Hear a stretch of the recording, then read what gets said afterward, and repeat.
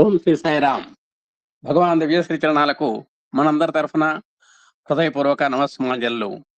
అహం సత్యబోధక చెన్నై దివ్య జ్ఞాన యజ్ఞము శ్రీ సత్యసాయి దైనందిన ఆధ్యాత్మిక సత్సంగ వేదిక నేటి ధారావాహిక కార్యక్రమము శ్రీ సత్యసాయి దివ్య చరిత్ర.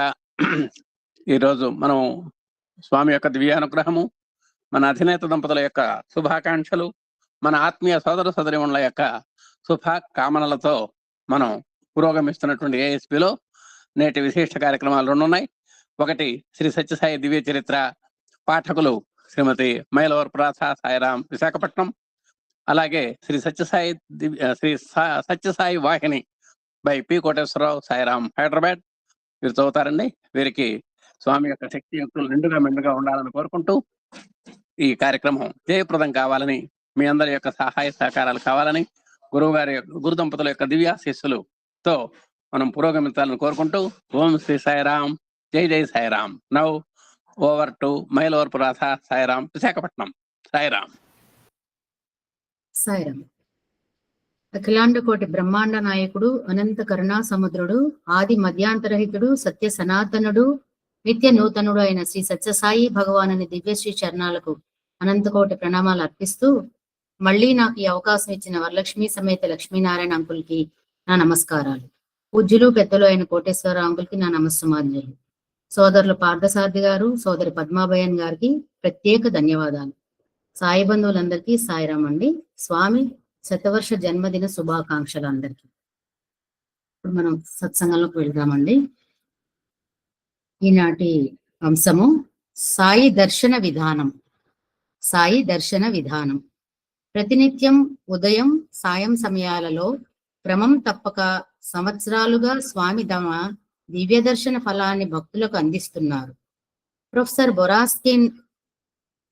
బొరాన్స్కీ ఫోటోల ద్వారా స్వామి దర్శనం వల్ల ఎట్టి ప్రభావం ఉత్పన్నమై భక్తులకు మేలు చేకూరుతుందో తెలిసిందే కదా. ఇట్టి మహత్తర దర్శనం ద్వారా సంపూర్ణమైన ఫలాన్ని పొందాలనుకున్నప్పుడు భక్తులు ఎట్టి జాగ్రత్తలు తీసుకోవాలా అన్న సందేహం కలుగుతుంది. అందువల్ల సాయి దర్శనం ఫలం సంపూర్తిగా పొందగోరు వారు ఆచరించాల్సిన విధానాన్ని క్లుప్తంగా పొందుపరచడమైంది. మహా ఋష్యాదులను, దేవతలను కూడా తపింపచేసేది స్వామి దర్శనం. పిండి కొద్దీ రొట్టె అన్నట్లు శ్రద్ధాభక్తుల కొద్దీ స్వామి దర్శన ఫలం ఉంటుంది. వెనుకటి కథలలో తెలుసుకున్నట్లుగా కొందరికి జ్యోతిర్మయ సాయిగా, కొందరికి ఇష్టదైవ రూపాలుగా వ్యక్తమయ్యే సాయి సాధారణ భక్తులకు తమ రూపంలో దర్శనం ఇవ్వడం జరుగుతుంది. ఎండకు తప్పించినట్లు, వానకు తడిసినట్లు అక్కడ చేరిన భక్తులందరూ కూడా సాయి దర్శనం ద్వారా ఒక విధమైన శక్తిఘాతానికి లోనవుతారు. అది వారి ఆనంద స్థాయిని పెంచగలుగుతుంది. దానిని సంపూర్ణంగా గ్రహించి ఆ శక్తిని తమలో నింపుకోగలిగేందుకు నిశ్శబ్ద ఏకాగ్రత, తమలో ఆ శక్తి ప్రవహిస్తున్నదన్న నమ్మిక అవసరం. తొందరపాటు కానీ స్వామి యొక్క ప్రత్యేక దృష్టిని ఆకర్షించేందుకు బాహ్య ప్రయత్నాలు గాని అవసరం లేదు. స్వామి తమ దర్శనం ప్రసాదించి మన కన్నుల ముందు నుండి వెళ్ళిపోయిన పిదప కూడా వెంటనే లేవక నిశ్చలతతో కన్నులు మూసుకొని సాయి రూప ధ్యానముతోనూ నామ జపంతోనూ తమలోకి చేరిన స్వామి శక్తి తమను పూర్తిగా వ్యాపించి తమలోని భాగంగా మారిపోతుందన్న భావనలతో కొన్ని నిమిషాలు గడిపి తదుపరి నిదానంగా, నిశ్శబ్దంగా ఆ ప్రదేశాన్ని వదిలి వెళ్ళవచ్చు. గుడిలో భగవద్ దర్శనం అనంతరం కొద్దిసేపు నిశ్చలంగా కూర్చోవటం అనే ప్రాచీన సాంప్రదాయపు అలవాటు వెనుకగల భావం ఇదే. తొందరపాటుతో ఉన్నవారు, పై నియమాలకు విరుద్ధంగా ప్రవర్తించేవారు స్వామి దర్శనం ద్వారా పూర్తి ఫలాన్ని సమర్థులు కారు. స్వామి దృష్టి పడిన ప్రతీదీ చైతన్యవంతమై దివ్య పరివర్తనకు లోనవటం జరుగుతుంది. దినదిన ప్రవర్ధమానమైన మార్పు దానివల్ల సంభవం. స్వామి దర్శనం ఫలం అత్యంత ఉత్కృష్టంగా భావించవలసిన దివ్య ఫలమని దాని ఎన్నడూ నవ్వులాటకు కూడా తక్కువగా అంచనా వేయరాదన్నది భక్తులందరూ జ్ఞప్తి అందించుకొనవలసిన విషయం. భూమిలో పడ్డ గింజల వలె నిర్దిష్ట సమయాలలో ఆ ఫలప్రాప్తి లభ్యమవుతుంది. స్వామి ఎందరికో ఎన్నో అనుభవాలిచ్చి తాము సాక్షాత్ పరమాత్ముడినని విశ్వగురువునని వివరించారు. కలియుగ అవతారి బాబాను నిరంతరం నిశ్చల మనసుతో కొలిచి సాధన చేస్తే వారే సద్గురువులే మార్గదర్శకులు అవుతారు. సర్వ సద్గురు రూపాంచ సదా తత్వార్థబోధకం సతతోద్ధారకం సర్వం సాయం వందే జగద్గురుం. ఓం శాంతి శాంతి శాంతి. 30వ అధ్యాయం అండి. ఇప్పుడు అంశాలు: సాయి సూక్తి, సర్వ సమయాలు స్వామి అనుగ్రహ సమయాలే. 2 అంశాలు ఉన్నాయండి. సాయి సూక్తి: కాలమంతయు నోరక గడపనేలా లేచి సర్వజన సమ్మతమ్మగు సత్యమైన భక్తి మార్గము గొనుడిహపరములిచ్చు సత్యముగా మిమ్ము సాకును సాయి బాబా. స్వామి చెప్పిన శ్లోకం అండి అది. కాలస్వరూపుడైన సాయి కాలాన్ని ఎలా వాడుకోవాలో చెప్తున్నారు. కాలాన్ని వ్యర్థం చేస్తే జీవితమే వ్యర్థం అవుతుంది. Time waste is life waste. కాబట్టి కాలం సద్వినియోగం చేయడం చాలా ముఖ్యం. ఆదిశంకరులు కూడా ఈ మాటే చెప్పారు. అన్ని మతాలకు, అన్ని జాతులకు సమ్మతమైన విధానం భక్తి మార్గం.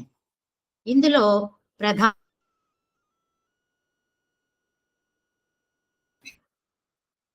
అవి నవవిధ భక్తి మార్గాలు. ఆ మార్గావలంబులకు ఇహలోకంలో అన్ని సౌఖ్యాలు ఇవ్వటమే కాక పరలోకంలో ఉత్తమ గతి అందిస్తున్నదన్నమాట. అభయంగా ఇస్తున్నారు సాయి. సర్వకాలాలు కూడా సాయి అనుగ్రహం పొందదగ్గ మహత్తర క్షణాలే. కాబట్టి ఏ క్షణాన స్వామి అనుగ్రహం మన మీద ప్రసరిస్తుందో దానికోసం భక్తిపూర్వస్వరంగా నిరీక్షణ చేయటం మన వంతు. అట్లాంటి ఒక కథ ఇక్కడ తెలుసుకుందాం. సర్వ సమయాలు స్వామి అనుగ్రహ సమయాలే. నేటి మానవుడు పూజ, జప, ధ్యానములు వంటి సత్కర్మలు చేస్తున్నాడు. కానీ అంతరార్థాన్ని పొందలేకపోవడం జరుగుతున్నది. కారణం సైన్స్, శాస్త్రీయ విజ్ఞానం పేరిట ఏకత్వాన్ని అనేకత్వంగా విభజించడం అలవర్చుకుంటున్నాడు. కానీ అనేకత్వంలోని ఏకత్వాన్ని అనుభవించ ప్రయత్నించటం లేదు. శృంగారములు వేరు, బంగారం ఒకటే. పశుల వన్నెలు వేరు, పాలు ఒక్కటే. పూల జాతులు వేరు, పూజ ఒక్కటే. దర్శనంబులు వేరు, దైవం ఒకడే. రూపనామములు వేరు, నామి ఒక్కడే అని బాబా బోధిస్తారు. సర్వజీవులలోనూ ఉండే ఆత్మ, నీలోని ఆత్మలలో దివ్యత్వము ఒకటే. సర్వజీవుల్లోనూ ఉండే ఆత్మ, నీలోని ఉండే ఆత్మ, దివ్యత్వము ఒక్కటే. అందుకని ప్రతి జీవిని భగవత్ స్వరూపంగా భావించాలి. దీనికి వివేక వైరాగ్యాలు తోడు కావాలి. అది సరి అయిన సాధన అని ఒక్క మాటలో తేల్చి చెప్పారు బాబా. భగవాన్ శ్రీ సత్యసాయి బాబా 1976 నుండి శివరాత్రి నాడు అందరి సమక్షంలో జరిపే లింగోద్భవ కార్యక్రమం ఆపివేశారు. అంటే లింగోద్భవం ఆగిపోయిందని కాదు. 1 సంవత్సరం స్వామి ఒక భక్తురాలికి ఆమె ఇంటిలోనే శివరాత్రి ఇంకా 4 రోజులు ఉండగానే ప్రత్యక్షమయ్యారు. ఆ రోజు మధ్యాహ్నం ఆ భక్తురాలి ఇంట్లో స్వామి కోసం ఉంచిన సింహాసనం నుండి ఆమె చూస్తూ ఉండగానే ప్రత్యక్షమై సింహాసనం దిగి వచ్చి చాపపై కూర్చున్నారు. స్వామి వెనక ఒక దివ్య శక్తి స్వరూపిణి నిలబడి ఉంది. నాకు దాహంగా ఉంది, నీళ్లు కావాలి అన్నారు స్వామి.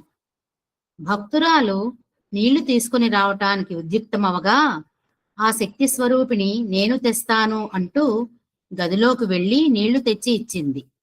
ఇంతలో స్వామి నాకు వాంతి వచ్చేలా ఉంది అన్నారు. వెంటనే ఆ భక్తురాలు దోసిలి పట్టింది. వెంటనే దివ్య తేజస్తో వెలుగుతున్న ఆత్మలింగం స్వామి నోటి నుండి పడింది. ఆ గది అంతా అద్భుతమైన కాంతితో, స్వామివారి దివ్య తేజస్సుతో ప్రకాశించింది. భక్తురాలు చూస్తూ ఉండగానే స్వామి చాప నుండి సింహాసనంలోకి మారి అంతర్ధానమయ్యారు. స్వామితో పాటు శక్తి స్వరూపిణి కూడా మాయమైపోయింది. అలా శక్తి స్వరూపిణి అయిన దేవదేవి స్వామికి సేవలు చేసిన సంఘటనలతో పాటు లింగోద్భవ అద్భుత దృశ్యాన్ని ఆ భక్తురాలికి అనుగ్రహించారు స్వామి.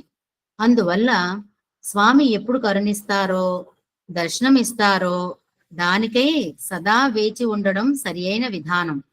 భగవానుని లీలలు అగమ్య గోచరాలు. వాటిని విని తరించడం మన వంతు. లింగోద్భవకరా లింగేశ్వరా, అందుకే మనం ఆ టైంలో ఆ పాట పాడుతూ ఉంటాం కదండి. లింగోద్భవకరం సాయం లింగానేక స్వరూపకం సతతోద్ధారం సర్వం సాయం వందే జగద్గురుం. ఓం శాంతి శాంతి శాంతి. 31వ అధ్యాయం అండి.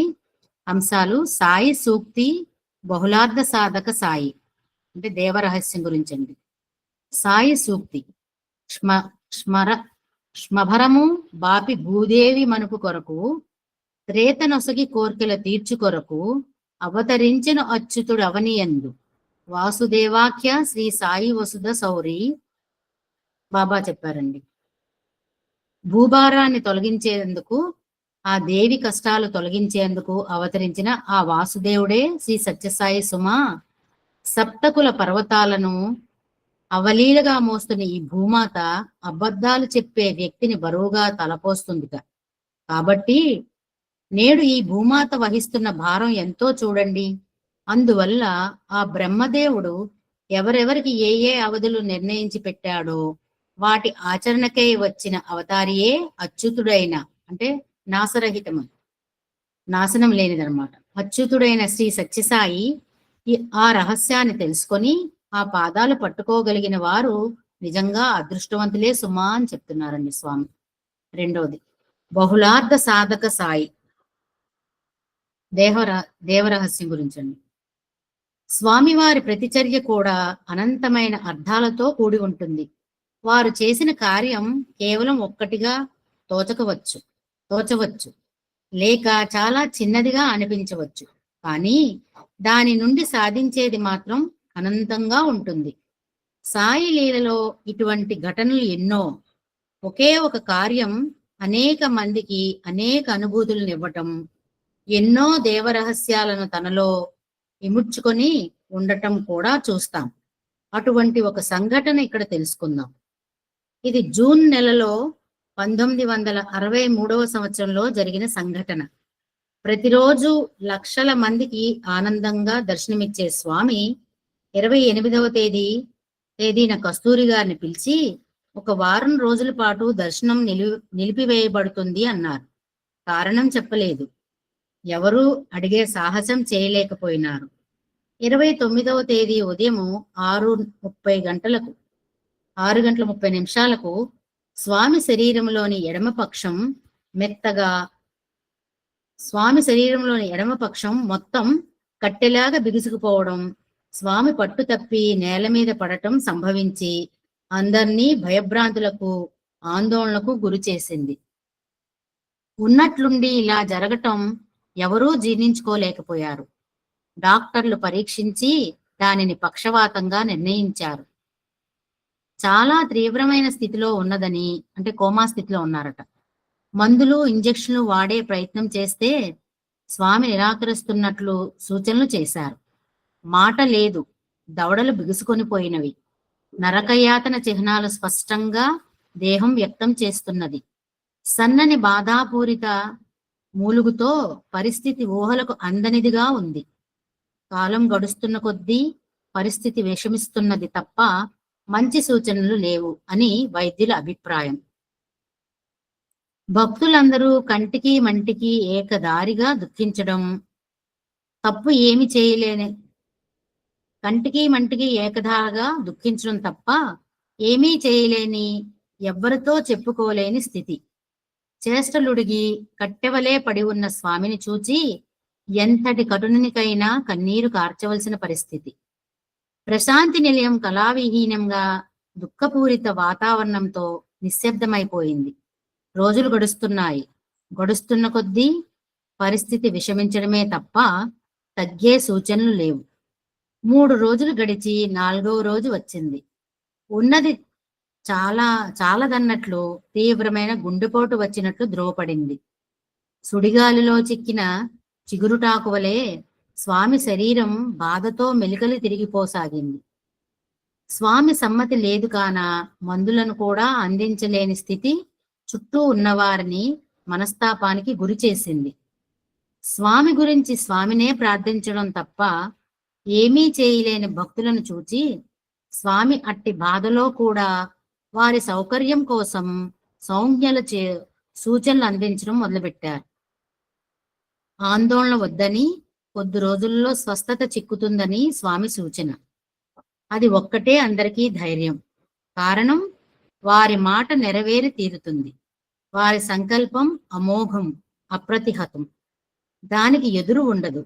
ఆ దృఢభావనయే ఆ చుట్టూ ఉన్న భక్తులను సజీవులుగా ఉంచినట్లున్నది. 5వ రోజు గురువారం స్వామి శరీరంలో జబ్బు తీవ్రత తగ్గిన లక్షణాలు వ్యక్తమయ్యాయి. మరుసటి శనివారం 5/7/63 నాటి గురు పూర్ణిమను పురస్కరించుకొని భక్తులు దూర ప్రాంతాల నుండి కూడా అసంఖ్యాకంగా రాసాగారు. నిలయంలోని అధికారులకు ఏం చేయాలో పాలుపోని స్థితి. వారి స్థితిని చూచి కాబోలు స్వామి వారితో గురి పూర్ణిమ రోజు వారందరికీ దర్శనం ఇచ్చే విషయాన్ని తెలియపరచమని, అంతవరకు ప్రశాంతంగా ఆందోళన లేకుండా ఉండవలసిందిగా సెలవిచ్చారు. తాము అటువంటి బాధలో ఉండి కూడా ఇతరుల సౌకర్యం గురించి ఆలోచించి సూచనలు ఇవ్వటం ఆ పరమాత్ముడైన పరమాత్మకే చెల్లింది కానీ అనితర సాధ్యమైన విషయం కదా. గురు పూర్ణిమ రానే వచ్చింది. భక్తులంతా ఆతురతో పూర్ణచంద్ర ఆడిటోరియంలో దర్శనాపేక్షతో చేరి ఉన్నారు. నడిచే స్థితిలో లేని స్వామివారి శరీరాన్ని భక్తుల చేతి మీదుగా తెచ్చి వేదిక పైన అమర్చారు. కన్నీరు కార్చని వ్యక్తి లేడు. దుఃఖ సముద్రంలో మునిగిన వారిని ఆనందమగ్నులుగా సంకల్పించినట్లున్నారు. ఆనంద స్వరూపుడైన స్వామి మైకును తమ వద్దకు తేవలసిందిగా సంజ్ఞ చేశారు. మైక్లో మాట్లాడే ప్రయత్నం చేస్తున్న స్వామికి గొంతు సహకరించక మాట ముద్దగా వస్తూ ప్రేక్షకుల బాధను పెంచింది. అయ్యో, స్వామి ఇలానే ఉన్నారే అన్నది అందరి మనసులోని ఆలోచన. ఇది చూచిన స్వామి దగ్గరలో ఉన్న రాజారెడ్డిని నీరు తెమ్మని తమ కుడి చేతిని నెమ్మదిగా ఆ నీటిలో ముంచి తమ శరీరపు ఎడమ భాగంపై చల్లి కుడి చేతితో ఆ ఎడమ చేతిని కొంచెం మర్దనా చేశారు. కొద్ది క్షణాల పాటు విస్మయంతో అన్నిటినీ మరిచిపోయి భక్తులు స్వామి వంకే చూస్తున్నారు. తమ సంకల్పం చేత తామే స్వస్థులైన స్వామి లేచి నిలబడి అత్యంత ప్రేమతో తమ సహజ గంభీరతతో మైకులో భక్తులను ఉద్దేశించి దివ్యాత్మ స్వరూపులారా అని స్పష్టంగా పలికినప్పుడు ఆ భక్తులు పొందిన ఆనంద పారవస్యం కేవలం అనుభవైక వైద్యమే మాత్రమే. తమ దివ్యోపన్యాసపు ముగింపు సందర్భంగా స్వామి సెలవిచ్చిన దేవరహస్యం, కర్మరహస్యం, జీవరహస్యం, నిత్యాచరణ రహస్యం అయిన ఆ సంఘటన అందరినీ ఆశ్చర్యం, ఆలోచనలో ముంచివేసింది. 1 దేవరహస్యం. ఈ అవతారం శివశక్తి స్వరూపం. కుడి ఎడమ భాగాలు శివశక్తుల అంశాలు. భారద్వాజ మహర్షి తాము సంకల్పించిన మహత్తర కార్యానికి శివశక్తుల అనుగ్రహం కోరి కైలాసం వచ్చాడు. అది శివశక్తుల తన్మయ తాండవ సమయం. ఆ ఋషి అత్యంత పట్టుదల గల మహనీయుడు. శివశక్తుల అనుగ్రహం లభించు వరకు పట్టుదలతో సర్వాన్ని వర్జించి 6 రోజులు గడిపి 7వ రోజున వారి అనుగ్రహాన్ని పొందాడు. ఆ తీవ్రతకు ఆయన శరీరంలోని ఎడమ భాగం పక్షవాతానికి గురి అయింది. పరమేశ్వరుడు ఆ ఋషిని అనుగ్రహిస్తూ, నీ పట్టుదలకు మెచ్చి నీ వంశంలో 3 సార్లు మేము, అంటే శివశక్తి అంశంతో పుడతామని, నీ పట్టుదలకు మెచ్చి నీ వంశంలో 3 సార్లు మేము అవతరిస్తామని వరం ప్రసాదించారు. తమ దివ్య సంకల్పంతో ఆ ఋషిని ఆరోగ్యవంతునిగా చేసి ఆనందాన్ని అందించి తిప్పి పంపారు. తత్ఫలితంగా మొదట శివాంశతో షిరిడీ బాబాగాను, నేడు శివశక్త్యాంశతో సత్యసాయి బాబాగాను, రాబోయే కాలంలో శక్త్యాంశంతో ప్రేమసాయి బాబాగాను వెలవబోతున్నారనే దైవ రహస్యాన్ని భక్తులకు తెలియజేసి వారిని ఆనందపరిచారు. కర్మ రహస్యం. ఆ దైవ రహస్యం చెప్తూ స్వామి కర్మస్వరూపాన్ని, కర్మ రహస్యాన్ని వివరించారు. తమకై వచ్చిన ఋషి పక్షవాతంతో బాధపడ్డాడు కాబట్టి ఆ కర్మ ఫలితంగా సాక్షాత్ శక్తి స్వరూపిణి పక్షవాతంతో బాధపడవలసిన స్థితి ఏర్పడింది. చేసిన కర్మఫలాన్ని అనుభవించక తప్పదు. కాబట్టి చెయ్యబోయే ముందు జాగ్రత్త పడాలి. అంతకన్నా ముందు ఆలోచనలోనే జాగరూకత వహించాలి అన్న విషయాన్ని ఈ విధంగా తెలియజేశారు స్వామి. సాక్షాత్ అవతారమూర్తియే కర్మఫలానుభవం అనుభవించి చూపుతూ ఉంటే మానవుల కర్మాచరణ విషయంలో ఎటువంటి జాగ్రత్త వహించాల్సి ఉంటుందో చెప్పాలా? రెండవది అంశం జీవరహస్యం. తామెటూ కర్మఫలాన్ని అనుభవంలోకి స్వీకరించతలిచారు సాయి. అనగా ఎడమ భాగాన్ని, శక్తికి ప్రతీకమైన భాగం అండి ఎడమ భాగం అంటే, ఇందాక చెప్పారు కదా అక్కడ మనకి, పక్షవాతానికి గురి కావాల్సి ఉంది. సర్వ కర్మలకు అతీతుడైన సాయి దాన్ని కూడా తమ భక్తునికి ఎట్లా ఉపయోగపడే విధంగా మలిచారో చూద్దాం. ఒక ఆర్త భక్తుడు చేసిన ప్రార్థనలు మన్నించి అతని కర్మ ప్రకారం అతనికి గుండె జబ్బు రావాల్సి ఉండగా అది వచ్చిన పక్షంలో ఆ జీవుడు తట్టుకోలేడని, కాబట్టి తామే ఆ భక్తుని కర్మఫలాన్ని కూడా తమ మీద వేసుకొని అంతటి బాధలో కూడా ఆ గుండె జబ్బును స్వీకరించారు. సర్వకాల సర్వావస్థలో కూడా స్వామి భక్త రక్షణార్థం ఎంత అప్రమత్తంగా ఉంటారో తెలియపరిచిన అపూర్వ జీవదైవ సంబంధ రహస్యం ఇది. తదుపరి అంశం నిత్యాచరణ రహస్యం. ప్రతిరోజు గృహస్థులు తీసుకోవలసిన జాగ్రత్తలు గుర్తు చేస్తున్నారు స్వామి. ఈ సంఘటన ద్వారా షిరిడీ అవతారంలో స్వామి చెప్తారు, మీ ఇంటికి ఒక కుక్క వస్తే అది నా సంకల్ప ప్రకారం వచ్చింది, జాగ్రత్తగా సహజ ప్రేమతో వర్తించమంటారు. అతిథి అంటే 6 అడుగుల పొడవున్న బ్రాహ్మడునే కానవసరం లేదు అంటారు. పార్వతీ పరమేశ్వర్లు ఇరువుని చూడవచ్చాడు ఆ భారద్వాజ ఋషి. అనాహతుడై వారం రోజుల పాటు ద్వారం దగ్గర ఉండిపోయిన తదుపరి ఆ పార్వతీదేవిని అంటే ఆ శక్తి భాగాన్ని ఆ ఫలితంగా అనుభవించడం చూచారు. ఇందులోని రహస్యం ఏమిటంటే ఇంటికి వచ్చిన అతిథిని ఆదరించవలసిన బాధ్యత ఇల్లాలిది, సమకూర్చవలసిన బాధ్యత యజమానిది. ఇక్కడ ఆయన ఆహ్వానింపబడక లేదా ఆహ్వానించినా అర్థం చేసుకోక బాధను అనుభవించాడు కాబట్టి శక్తి స్థానమైన ఎడమ భాగం బాధపడవలసి వచ్చింది, కుడి భాగం పడలేదు. నిత్యకృత్యంలో ఇళ్లల్లో ఇల్లాలి బాధ్యతను మనం ప్రవర్తించవలసిన తీరును చెప్పకే చెప్తున్నారు స్వామి. ఇవి ఆచరణ పూర్వకంగా ఆచరించి స్వామి మనకు అందించిన అమృత ఫలాలు ఆస్వాదించి భక్తిని ముక్తిని పొందటం భక్తులైన మన వంతు.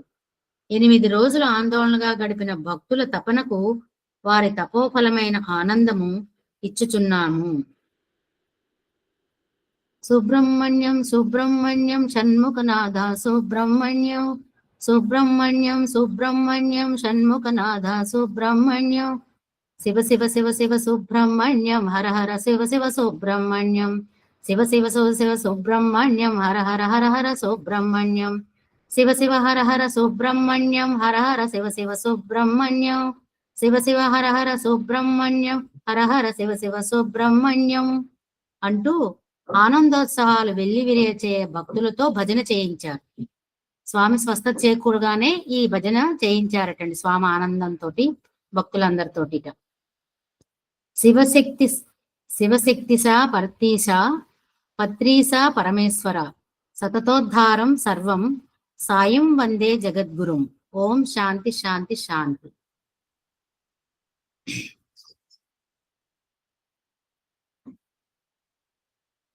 32వ అధ్యాయం. అంశాలు సాయి సూక్తి వేద పురుష సప్తాహం. సాయి సూక్తి. యుగ యుగముల ఈ ఉర్వి పైన ఖ్యాతి గన్నట్టి భరత భూమాత కీర్తి సాయి బోధల మిగులంగా సానబెట్టి వన్నెబెట్టుడు మీరింక సున్నితముగా బాబా చెప్పారు. శ్రీమంతమైనది భారతమాత. వేద విహిత సాంప్రదాయాలకు ధర్మ నిరతికి పేరెన్నిక గనది ఈ భూమి. ఇతర దేశాలన్నీ మన భారతదేశాన్ని పరమ పవిత్రమైన వేదభూమి అని, కర్మభూమి అని గౌరవిస్తాయి. అలాంటి కీర్తి ప్రతిష్టలు కల మన భారతదేశం స్వాతంత్రం కోల్పోయి పరాయి పాలనకు లోనై దాదాపు 200 ఏండ్లు మిక్కిలి ఇక్కట్లు పాలైంది. తదాది దేశ ప్రజలంతా తమ సర్వస్వం వదిలి విదేశీ సంస్కృతి వ్యామోహంలో పడిపోయారు. గాడి తప్పిన ప్రజలందరికీ సత్యశాంతి, ప్రేమ, అహింసల విలువలు మరుగైపోతున్న మన సనాతన సాంప్రదాయ ధర్మములు బోధించి వేదోద్ధరణ చేసి లోకోద్ధరణ చేస్తున్నారు బాబా. అలా సాయి విద్యాలయాల్లో, సేవా సమితుల్లో, బాలికాస్ బోధనలలో తగు శిక్షణ పొంది మెరికల్లా తయారై సాయి నామమే జపమంత్రముగా, సాయి కనుకొనల చూపే ఆజ్ఞగా ఆచరించి సేవించి తరిస్తున్న వారెందరో. భక్తులంతా అలా మారి స్వామి సందేశాన్ని దేశ దేశాల్లో విస్తరిల్లజేస్తే మన దేశ యశశ్చంద్రికలు గతంలో వలె తిరిగి విశ్వవ్యాప్తం అవుతాయి. కనుక సాయి బాటలో నడిచినట్లయితే ఏహపర సౌఖ్యాలు పొందటమే కాక దేశమాత రుణం తీర్చుకోవడం అనే మహదవకాశం లభ్యమవుతుంది. తదుపరి అంశం వేద పురుష సప్తాహ యజ్ఞం. ధర్మ సంస్థాపన, లోక కళ్యాణం కోసం వేద పురుష సప్తాహ యజ్ఞం అనే వేద ప్రమాణ క్రతువును పలువురు పండితులను నియోగించి అందులోనూ వారి కర్తవ్య దీక్షలు తామే బోధిస్తూ 1963వ సంవత్సరపు దసరా పండుగల సందర్భంగా, అంటే నవరాత్రులండి పురస్కరించుకొని నిర్వహించేందుకు శ్రీకారం చుట్టారు స్వామి. దీనిని సప్తరాత్రులు అంటే 7 రోజులు క్రతువుగా నిర్వహిస్తారు. పుట్టపర్తిలో సాక్షాత్ జగద్గురువుల ఆధ్వర్యంలో వారి ఆశీస్సులతో జరిగే ఈ మహాక్రతువును చూడడానికి యావత్ భారతదేశం నుండి లక్షల కొలది ప్రజలు విచ్చేస్తూ ఉంటారు. వివిధ హోమకుండములతో యజ్ఞవేదిక నిర్మింపబడుతుంది. అభయంకర క్షేత్రపాలక నవగ్రహాది దేవతలకు అర్హస్థానములు అమర్చబడతాయి. వివిధమైన యజ్ఞ సంభారాలు అంటే ప్రయత్నాలు కాకుండా సహజమైన రీతిలో శాస్త్రవిహిత వస్తు సముదాయాలన్నీ సమకూర్చబడతాయి. నిర్దిష్టమైన సంఖ్యలలో ఆద్యాది ఆహుతులను ఆయా దైవశక్తుల ప్రీత్యర్థం స్వాహాకార మంత్ర సహితంగా అగ్నిలో వేల్చబడతాయి. ఉదయము అతిరుద్ర హోమము, సూర్య నమస్కారములు, రామాయణాది సగ్రంథ పారాయణము, వేద పఠనము మొదలైన సత్కర్మానుష్ఠానములు, సాయంకాలము సత్సంగ కార్యక్రమాలు, స్వామివారి దివ్యోపన్యాసములు మొదలగునవి జరుగుతాయి. మొదటిసారి జరుపబడ్డ ఆ యజ్ఞం గురించి గత 50 సంవత్సరాలలో తానిటువంటి మహాయజ్ఞమును చూడలేదని వేద పండితుడు, వేదార్థ వాచస్పతి బిరుదాంకితుడైన బ్రహ్మశ్రీ ఉప్పులూరి గణపతి శాస్త్రి గారు చెప్పారు. ఆ సందర్భంలో బాబా ఋత్వికులకు తెల్లని పట్టు వస్త్రములను, ఇతర పండితులకు ఎర్ర పట్టు వస్త్రములను ఇవ్వడం చూచి అది కూడా అంతరార్థపూరిత శాస్త్ర ప్రమాణ విధి అని, ఇంత వివరంగా తెలిసిన వ్యక్తులను తానింతవరకు చూడలేదని అన్నారు. పూర్ణాహుతి సమయమున స్వామి యజ్ఞాంతరార్థమును తెలియజేసి భక్తులందరూ తమ దుష్ప్రవర్తనలను, దుష్ట సంస్కారములను, దుష్ట భావాలను ఈ అగ్నిలో వేసి అవి దహింపబడుచున్నట్లుగా భావించి ఆ ఫలితములను పొందవలసిందిగా తెలియపరిచి తదుపరి యజ్ఞ పురుషునిగా దర్శనమిచ్చెనని బాబా ఆశీర్వదించిరి. ఈ యజ్ఞమును తమ షిరిడీ బాబా అవతార కాలంలో ఉపయోగించిన కమండలమును పరమాద్భుతముగా తెప్పించి పవిత్ర జలపాత్రగా నియోగించారు. జల కలశంలో వేయుటకు బంగారు రేకును, యజ్ఞమున పూజకై నవగ్రహ మూర్తులను హస్తచాలనము చేత సృష్టించి ఇచ్చారు. పూర్ణాహుతి సమయమున నవరత్నాలు తామే సృష్టించి హోమానికై ఉపయోగించుట స్వామి కారుణ్యంతో మాత్రమే సాధ్యమైన మహత్తర సంఘటన. వేదశాస్త్ర పండితులు తమ సందేహ నివృత్తి పొంది బాబా దివ్యత్వాన్ని గ్రహించి అనుభవించి వారు సాక్షాత్ భగవంతుడే అని ముక్త కంఠంతో పలికి శరణాగతులగుటకు ఈ యజ్ఞవాటిక ఒక కారణమైంది. మల్లావర్జుల వెంకట సుబ్బరామ శాస్త్రి గారు తాను పెక్కు శాస్త్రాధారాలతో బాబాను పరీక్షించి తుదకు భగవదావతారమూర్తి అని తెలుసుకొని పూజించుచున్నామనియో, మానవులందరూ బాబాను భక్తి శ్రద్ధలతో పూజించి భజించి ప్రేమించి స్మరించి తరించవలనని తమ ఉపన్యాసంలో తెలిపిరి. బొంబాయిలోని ఒక భక్తురాలికి స్వామి శేషసాయి రూపంలో దర్శనమివ్వగా ఆమె అత్యంత ఉత్సాహంతో తాను దర్శించిన విధముగా ఒక శేషతల్పాన్ని చేయించి బాబాకు భక్తితో సమర్పించుకున్నది. విజయదశమి నాడు త్రిభువన విజయమనే మహాసభను ఏర్పాటు చేసి భగవాన్ బాబాని శేషపాన్పుపై అధిష్ఠింపజేసి పండితులందరూ సర్వధర్మములను హర్షజనులను కల్పతరువై పోషించి రక్షించవలెనని బహు విధములుగా భగవాన్ బాబాను ప్రార్థించిన దృశ్యములు వర్ణనాతీతము. శ్రీ సత్యసాయి శకము ఆరంభమైందని బాబా పండితుల పాలిట కల్పతరు అని పండితులు పలు విధములు ప్రశంసించిరి. వారిలో ఒక భక్తుడు భక్తి ప్రపత్తులతో కామాక్షీదేవి స్తోత్రం చేయగా బాబా ఆయనకు కామాక్షీదేవి యొక్క స్వర్ణ విగ్రహం సృష్టించి ప్రసాదించిరి. ఇలా అక్కడు వైభవంగా జరిగే దసరా మహోత్సవాలలో బాబా సాక్షాత్ దేవీ శక్తి స్వరూపంగా వెలుగొందేవారు. వేద పురుష యజ్ఞం ప్రారంభించక ముందు కూడా బాబాను పల్లకీలో కూర్చోబెట్టి నవరాత్రి సందర్భంగా పత్తి వీధుల్లో 9 రోజులు ఊరేగింపు చేసేవారు. కానీ క్రమంగా భక్త సమూహం సంఖ్య పెరగటం వలన 9 రోజుల ఊరేగింపులు ఒక్క రోజుకు మాత్రమే పరిమితమైనవి. ఆ ఊరేగింపులో ఒక్కొక్కసారి బాబా నుదుటి నుండి కుంకుమ, పసుపు, గంధము ఇత్యాది శుభద్రవ్యములు రాలేవి. ఒక్కొక్కసారి సుగంధ ద్రవ్యం వచ్చేది. దాన్ని అందరూ కైలాస తీర్థమని అనేవారు. బాబా తమ మెడలోని పూలమాలలోని పూలను తెంచి భక్తులపై విసరడము, అవి పిప్పరమెంట్లుగా మిఠాయిలుగా మారటము వంటి సంఘటనలు చోటు చేసుకునేవి. కొన్ని సందర్భాలలో అమ్మవారి రూపుగల నాణాలు వెదజల్లబడేవి. ఇలాంటి దసరా ఉత్సవాలు యజ్ఞపురుష సప్తాహం ప్రారంభించేంత వరకు జరిగాయి. అవి ఆనాటి షిరిడీ అవతారపు చావడి ఉత్సవానికి గుర్తుకు తెచ్చేవి. దసరా నవరాత్రులకు ఉత్సవాలకు స్వామి చెప్పే అంతరార్థం మానవత్వ వికాసన ద్వారా ఆనంద సీమను చేరగలగడం, దానికై నవ ఆధ్యాత్మిక జీవనాన్ని అనుసరించడం, అంటే నూతన జీవితాన్ని అనుసరించడం ఆధ్యాత్మికంగా. యజ్ఞంలో ప్రధాన భావం త్యాగం.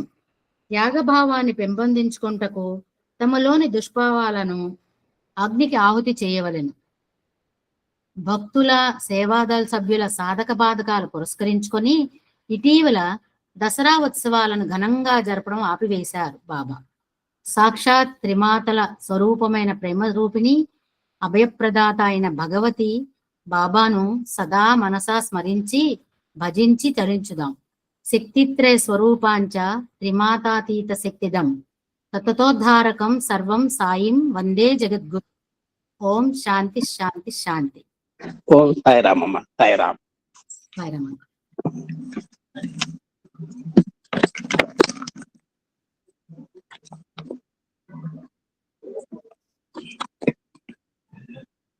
ముగించమ్మా, ఇంకా ముగించు. ఈ అవకాశాన్ని ఇచ్చిన స్వామివారికి నా నమస్సుమాంజులండి. అంకుల్కి, లక్ష్మీనారాయణ అంకుల్కి, కోటేశ్వర అంకుల్, పాదసారి గారు, పద్మభాయన్ గారు, అందరూ ఓపిక్గా విన్న భక్తులందరూ కూడా సాయిరామ్ అండి. ఇలాంటి అవకాశాలు మళ్ళీ మళ్ళీ రావాలని స్వామిని కోరుకుంటున్నానండి. Thank you. సాయిరామ్. ఓం శ్రీ సాయిరామ్. భగవాన్ దివ్య శ్రీచరణాలకు హృదయపూర్వకమైనటువంటి అభివాదాలు చేసుకుంటూ ఓంకార బీజ రూపాయ సర్వే సాయి జగత్పతే ప్రథమాయ నమస్తుభ్యం శ్రీ సత్యసాయి గణాధిప. నేటి మరొక ధారావాహిక కార్యక్రమం శ్రీ సత్యసాయి వాహిని రచయిత సాక్షాత్ వేద పురుషులు, అఖిలాండ కోటి నాయకులు, మన హృదయాంతరవాసి అయినటువంటి భగవాన్ శ్రీ సత్యసాయి బాబా వారి యొక్క కలం నుండి వెలువడినటువంటి అమూల్య రచన ఇది. దీంట్లో ఇప్పుడు మనం మానవుడు మాధవుడు అనేటువంటి చాప్టర్లో కొంతవరకు మనం పయనించాం. దాంట్లో మనకు మతాన్ని గురించి జరుగుతోంది. ఆ మతం అనేటువంటిది ఒక మహావృక్షం అని చెప్పారు స్వామివారు. దానికి వేరు లాంటిది ధర్మము అని చెప్పారు. ధర్మం లేదే ఆ వృక్షం నిలబడలేదు. అలాగే వాటికి పత్ర పుష్పాలు ఏమిటంటే వైరాగ్యాదులు. మనలో ఉన్నటువంటి ధర్మం దాని యొక్క వేరు. అలాగే మనకున్నటువంటి వైరాగ్య భావాలే దానికి పత్ర పుష్పాలు, అంటే ఆకులు పండ్లు. అందుని జనించు ఫలమే జ్ఞానము. కాబట్టి అలాంటి మహావృక్షం నుంచి మనం జ్ఞానం వెలువడుతుంది. ధర్మమున కూకటి వేరు భక్తి అనే జలం ద్వారా పోషింపబడుతోంది. ఏదైతే మనం కూకటి వేరుగా చెప్పుకున్నామో ఆ కూకటి వేరు ఎలా ప్రవర్ధమానం అవుతుందంటే భక్తి ద్వారా. కాబట్టి మన భక్తి ధర్మం ద్వారా మరి వైరాగ్యం అనేటువంటి పత్రాల ద్వారా, అలాగే జ్ఞానం అనేటువంటి ఫలం మన మతం అనేటువంటి వృక్షం మనకు ప్రసాదిస్తుంది అనేటువంటిది ఇక్కడ చెప్పారు. పై వ్యవహారంలో ఏ ఇబ్బంది కలిగినను ఎట్టి నియమము తప్పినను జ్ఞానఫలం దెబ్బతిన్ను. కాబట్టి మనం పైన చెప్పుకున్నటువంటి నియమాల్లో ఎక్కడ విరుద్ధం జరిగినా కూడా జ్ఞానం అనేటువంటి ఫలం మనకు లభించదు. ప్రాచీన ఋషులు స్వానుభవంతో శోధించి మధించి అందించినటువంటి సుధారసము హైందవ మతము. అంతేగాని ఏదో బజార్లో అమ్మబడు పదార్థముల వలె మతము ఏరుకొని నిర్ణయించినది కాదు, స్వీకరించినది కాదు. మతములు జన్మతః ఏర్పడినవి. ఎవరికి వచ్చిన మతమును వారు స్వీకరించుట కాదు. ఇట్లు తలతొట్టులో మతములకు స్థానమే లేదు. 3 నాళ్ల జీవితమే అయినా నీతి నియమాలు ఎందుకు? జీవితం 3 నాళ్ల ముచ్చట కాదు, సుదీర్ఘమైనటువంటి ప్రయాణము జీవితము. మతమనున్నది ప్రస్తుతమునకు ఉపశాంతి, ముందునకు ఉత్సాహం పురుకుల్పునదై ఉండవలేను అని చెప్పారండి. కాబట్టి ఇందులో మనకు ప్రాచీన ఋషులు అనుభవపూర్వకంగా అందించినటువంటి ఒక అమృత భాండం ఈ హైందవ మతం అనేటువంటిది. కాబట్టి ఇది మామూలుగా ఎక్కడ పడితే అక్కడ దొరికేటువంటిది కాదు. ఇది జన్మత సహజ సిద్ధమైనటువంటిది. ఇలాంటి దాంట్లో స్వీకరించడంలో మనం ఇతరులు దాన్ని మనం మార్చుకోవడంలో గాను అర్థం లేదు అనేటువంటి భావం ఇక్కడ వస్తుంది మనకు. కాబట్టి కొంతమంది అంటారు, ఏమండి ఈ జీవితం నశ్వరమైంది కదా, ఈ 3 నాళ్ల ముచ్చటే కదా మన జీవితం, బాల్యము యవ్వనము వార్ధక్యం అయిపోతుంది కదా, 3 దశల్లో అయిపోతుంది కదా మన జీవితం, దానికోసం ఇంత దేనికి ఇంత బాధలు అంటే కాదు చెబుతున్నారు. జీవితం అంత తేలికైంది కాదు, సుదీర్ఘమైంది అని చెబుతున్నారు స్వామి. ఎలానంటే మనకు భగవద్గీతలో చెప్పాడు, ఏమయ్యా నువ్వు ఎన్నో అవతారాలు ఎత్తావు, నేను ఎన్నో అవతారాలు ఎత్తాను. నువ్వెత్తిన అవతారాలు ఎన్నో, నేనెత్తిన అవతారాలు ఎన్నో. ఆ అవతారాల యొక్క లక్ష్యాలు ఏమిటో నాకు తెలుసు, నీకు తెలియదు అని మనకు భగవద్గీతలో చెప్పాడండి. చూసారా, విపరీతాన్ని చెప్పాడు అక్కడ. ఏమన్నారు అక్కడ? బహూని మే వ్యతీతాన్ని జన్మాన్ని తవతే అర్జున. నువ్వు ఎన్నో ఎత్తావు, నేను ఎన్నో ఎత్తాను. అంటే దీన్ని బట్టి మన మానవ జన్మ అనేటువంటిది 3 నాళ్ల ముచ్చట కాదు. ఇదో లింక్డ్ ప్రోగ్రామ్. ఎన్నో జన్మలు మనం లింక్ ఉన్నది దీనికి. కాబట్టి ఇది సుదీర్ఘము. కాబట్టి ఈ మతం అనేటువంటిది మనందరికీ కూడా ఒక ఉపశాంతి కలిగిస్తుంది, సుఖ జీవన యానానికి మన కారకం అవుతుంది అని చెబుతున్నారు. ముందునకు ఉత్సాహం పురుగులు ఉండవలేను. మనం పడుకున్న వాడిని లేపగలిగితే, మనం పిల్లాడు ఉన్నాడు, వాడు కూర్చొని ఉన్నాడు, నిలబడేటట్టు చేస్తే దాన్ని ఉత్సాహం అంటారు. నిలబడ్డ వాడిని పరిగెత్తలాగా చేస్తే దాన్ని ప్రోత్సాహం అంటారు. కాబట్టి మరి నిన్న విఎస్ఆర్ మూర్తి గారు చెప్పిన దాంట్లో కూడా ఎన్నో మెళకువలు చెప్పారు. భక్తి అయితే ఏమిటి, భక్తుడైతే ఏం చేయాలి, ఇంకా భక్తుడైతే ఏం చేయాలి, అంత స్టెప్స్ అన్నమాట ఇవన్నీ కూడా. అలాగే ఆ ప్రోత్సాహాలు మనకు పురిగొల్పుతుంది. ఇది వెనుక చేసిన కర్మను ఇప్పుడు అనుభవించుతున్నాము అనియు ప్రస్తుత పరిస్థితుల్లో సమాధాన పట్టడానికి ఉపశాంతి, ఇప్పుడు మంచి కర్మలు ఆచరించిన మంచి ఉత్తమ జన్మములు అందుకొందురనియు ప్రోత్సాహం అని చెప్పారు. ఇక్కడ 2 కీలకమైన చెప్పారు. ఇప్పుడు ఈ జన్మలో మనం ఇలా ఉన్నామంటే గత జన్మ యొక్క కర్మఫలం. అలాగే మనం ఇప్పుడు చేస్తున్నటువంటి కర్మల యొక్క ఫలం వలనే మనం ముందు ముందు ఎత్తబోయేటువంటి జన్మల్లో కూడా సుఖ దుఃఖాలను మనం అనుభవిస్తాము. రెండే 2 పాయింట్లు. గత జన్మం వల్ల ఈ జన్మానికి సార్థకం, ఈ జన్మలో ఆచరించినటువంటి కర్మల వల్ల వచ్చే జన్మలో సార్థకము అనేటువంటి కేవలం 2 పాయింట్స్ మీద 2 భావాలతో ఈ జీవితాన్ని మనం మిళితం చేసుకోవాలి. కాబట్టి మనం మంచి చేయడానికి ఉత్సాహం పొందాలి. మంచి చేయటం మొదలుపెట్టిన తర్వాత ఇంకా ఇంకా పురోగమించడానికి ప్రోత్సాహం కూడా చేసుకోవాలి. అలాంటి ఆంతర్యం దీంట్లో మనకున్నది. కాబట్టి ఈ నీతి నియమాదులకు స్థానాలు ఉంటాయి. నీతి నియమాదులను సవ్యముగా నడుపుకోగలిగిన శక్తి, సమాధానము, ప్రోత్సాహము, ఉత్సాహాల్లోనే ఉన్నది. ఒక మానవుడు కావాలి అంటే అతని యొక్క క్రమానుగతమైనటువంటి జీవన విధానంలో మనం చక్కగా దైవత్వాన్ని సమాధానపరచుకోవాలి, దాన్ని ఉత్సాహపరచుకోవాలి, ప్రోత్సాహపరచుకోవాలి. మనం ముందుకు వెళ్ళాలి. మనకు మొదలు ఏది కొసయ్యేది, దీనికి ఎక్కడ అసలు దీనికి మొదలేమిటి చివరేమిటి అనేది ఆలోచిస్తే మనకి ఎక్కడ దొరకదు. అట్లనే జీవులకు మొదలిది కొసయిది అని చెప్పటం కూడా సాధ్యము కాదు. అలాగే మన నరజన్మ ఉంది. ఏమంటే నేను ఇప్పుడే ఈ జన్మలోనే నా జీవితం స్టార్ట్ అయింది అంటే కుదరదు. మరి ఇందాక చెప్పుకున్నటువంటి సూత్రం ప్రకారం మనం గతంలో ఎన్ని జన్మలు ఎత్తామో ఆ ఎన్ని జన్మల యొక్క కర్మఫలం వల్ల మనం ఇప్పుడు మనం నరజన్మ వచ్చిందో మనకు చెప్పలేం. కాబట్టి మతానికి ఆది అంతం లేదు. అలాగే మానవ జన్మకు కూడా ఆది మొదలు లేదు. అట్లనే జీవులకు మొదలిదే కొసయిదే అని చెప్పడం కూడా సాధ్యము కాదు. మనకు కూడా ఆద్యంతాలు లేవు. ఎందుకంటే ఎన్నో జన్మలు ఎత్తాము, ఇంకా ఎన్నో జన్మలు ఎత్తాల్సినటువంటి పని ఉన్నది కూడా. అప్పుడే మోక్షం పొందుతాం అనేటువంటి గ్యారంటీ లేదు. దేనికంటే మన శాసన సంపత్తి ఆ స్థాయిలో ఉందో లేదో మనకు తెలియదు. కాబట్టి అంతేకాక హైందవ మత సిద్ధాంతం ప్రకారము జీవుడు అనాది. జీవుడు అంటే ఇక్కడ ఆత్మ అని అర్థం. మనం ఆత్మాశ్రయం. నిన్న ఎమ్మెల్యే గారు చెప్పిన ఒక మంచి సూత్రం ఒకటి చెప్పారు ఆయన. నిన్న చెప్పిన సూత్రంలో మంచి అద్భుతమైనటువంటి సూత్రం మనం గుర్తుపెట్టుకోవాలి.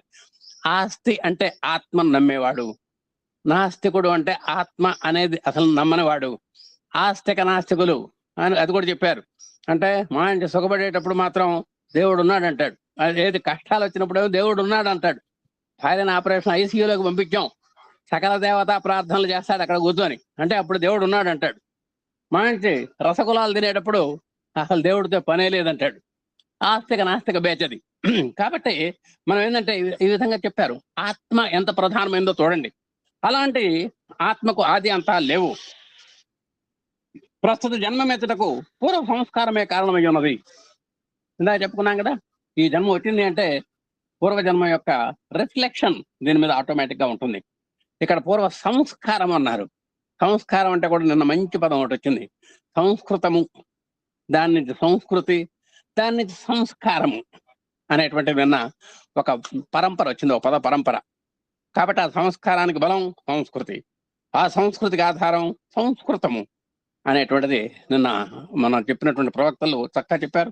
అంతేగాని దేవుని యొక్క విలాసముల నిమిత్తమో లేక ఏ ఆగ్రహ అనుగ్రహముల వలనో ఈ జన్మము వచ్చిందని తలంచరాదు.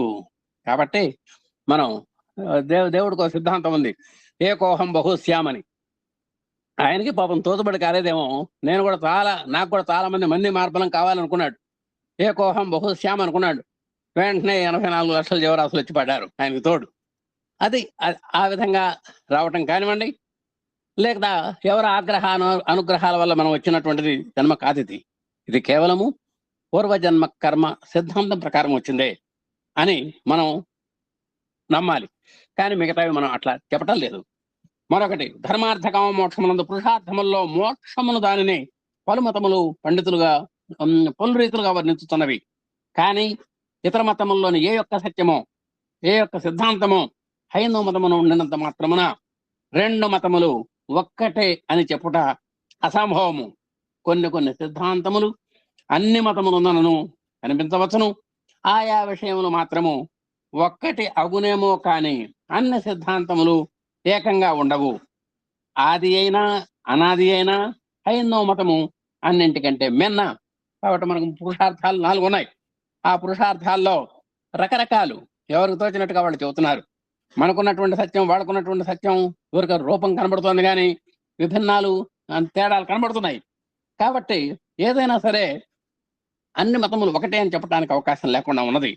కాబట్టి అన్ని సిద్ధాంతాలు ఏకము కాదు. ఆది అయినా అనాది అయినా హిందూ మతం అన్నిటికంటే మిన్నది. అంటే భారతదేశము అన్ని దేశాలకి మాతృక. సంస్కృతిలో గాని, సౌరభంలో గాని, వైభవంలో గాని, ప్రాభవంలో గాని ఇతర దేశాలన్నిటికీ భారతదేశం ఎలా మాతృకో అలాగే మనం నిన్న చెప్పుకున్నటువంటి ఆ సనాతన మతం కానివ్వండి, ఆర్య మతం కానివ్వండి, అవన్నీ కూడా వేద మతం కానివ్వండి, మీరు ఏ పేరన్నా పిలవండి, అది చాలా మిన్న శ్రేష్టమైందని చెప్పుకోవచ్చు. అలాగే దీని నుండి మిగిలిన మతాలు కూడా కొన్ని సిద్ధాంతాలను ఎన్నుకొని ఉండవచ్చును. మన దాని నుంచి కొంతమంది అడాప్ట్ చేసుకొని ఉండొచ్చు. ఇతర మతాల్లో ఉన్న వారికి వారి వారి యొక్క సంస్కార వశమున హైందవ మతమునందు సత్యం స్ఫురింపవచ్చును, లేక అది మంచిదని అంగీకరించవచ్చును. మన సత్యాన్ని వాళ్ళు భిన్నంగా ఆలోచించుకోవచ్చు, దాంట్లో తప్పేం లేదు. అంత మాత్రము చేత ఆ మతము ఈ మతము రెండు ఒక్కటే అని చెప్పడం సాధ్యం కాదు. ఈ సత్యాన్ని గుర్తించడంలో హైందవ సాంప్రదాయము సాగివస్తున్నది. ఏతావత మన ఆర్య మతము, సనాతన మతము చాలా భిన్నమైనటువంటి పోకడలో మనకు ఒక స్వయం ప్రతిపత్తితోటి విరాజిల్లుతోందనేటువంటి విషయం మనం గుర్తుపెట్టుకోవాలి.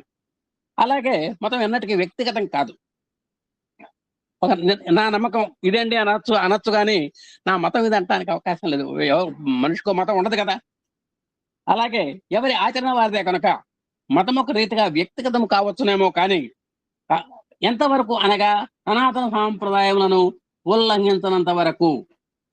ఏం లేదు, నీకు ఎంత స్వేచ్ఛ ఉందంటే నా చేతిలో ఒక కర్రని నేను ఊపుతానన్నట్టు ఆయన.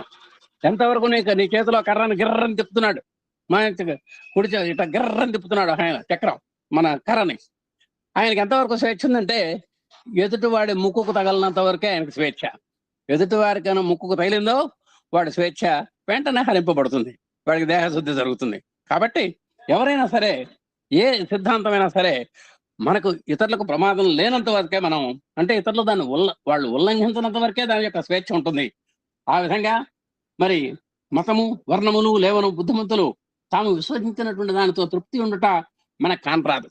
కొంతమంది ఇవన్నీ కూడా అసలు నో అంటున్నారు, ఏది లేదు అనేటువంటి వాళ్ళు కూడా ఉన్నారు.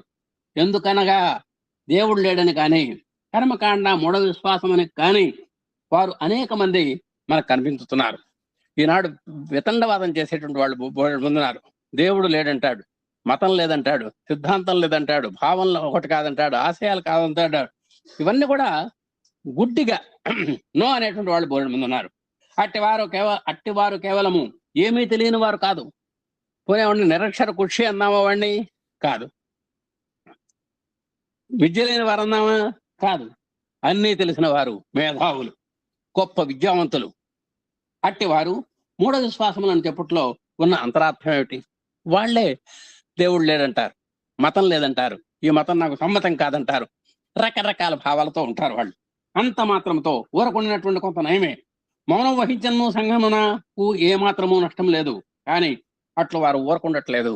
కాబట్టి వాళ్ళు హాయిగా ప్రశాంతంగా మౌనంగా ఉన్నా పర్వాలా, ఏ చేతనత్వం లేకుండా ప్రశాంతంగా కూర్చున్నా పర్వాలా, కానీ రకరకాల యాగీలు చేయటం అనేది వాళ్ళకి ఉంటుందన్నమాట. చిన్న ఉదాహరణము, మత పదార్థాలైనటువంటి కళ్ళు, సారాయి త్రాగుట వ్యక్తిగతములే. కానీ వ్యక్తిగతములని ఇతరులు హర్షిస్తున్నారా? హర్షించరు కదా. ఎంత వ్యక్తిగతములని సమర్థించబూనను ఈ దుశ్చర్యలు సూక్ష్మముగాను స్థూలముగాను సంఘముపై తమ ప్రభావమును ప్రతిక్రియారూపముగా చూపక మానవు కదా అంటాడు వాడు. ఏమన్నా నా గ్లాస్ నేను తాగి నేను కూర్చుంటాను, మీకేంటి నష్టం అంటాడు. ఈ కళ్ళు సారా యోగారాలు. అలా కాకుండా ఒక కుటుంబం మీద పడుతుంది అతని యొక్క ప్రభావం, అతని యొక్క సంసారం మీద పడుతుంది, పిల్లల మీద పడుతుంది. పిల్లలకు కూడా ఇలా తాగితే వాళ్ళకి గౌరవం ఉండదు, భార్య గౌరవం ఉండదు, కుటుంబంలో గౌరవం ఉండదు, బంధుమిత్రుల్లో గౌరవం ఉండదు. అతనేమనుకుంటాడంటే నేనే కదా తాగేది, నేను ఒక గ్లాస్ తాగితే మీకేంటి నష్టం, ఇది నా పర్సనల్ అంటాడు. అది వ్యక్తిగతంగా కనపడుతున్నప్పటికీ అది సమాజం మీద ఎంతో ప్రభావం చూపిస్తుంది అనేటువంటి విషయం మనం గమనించాలి.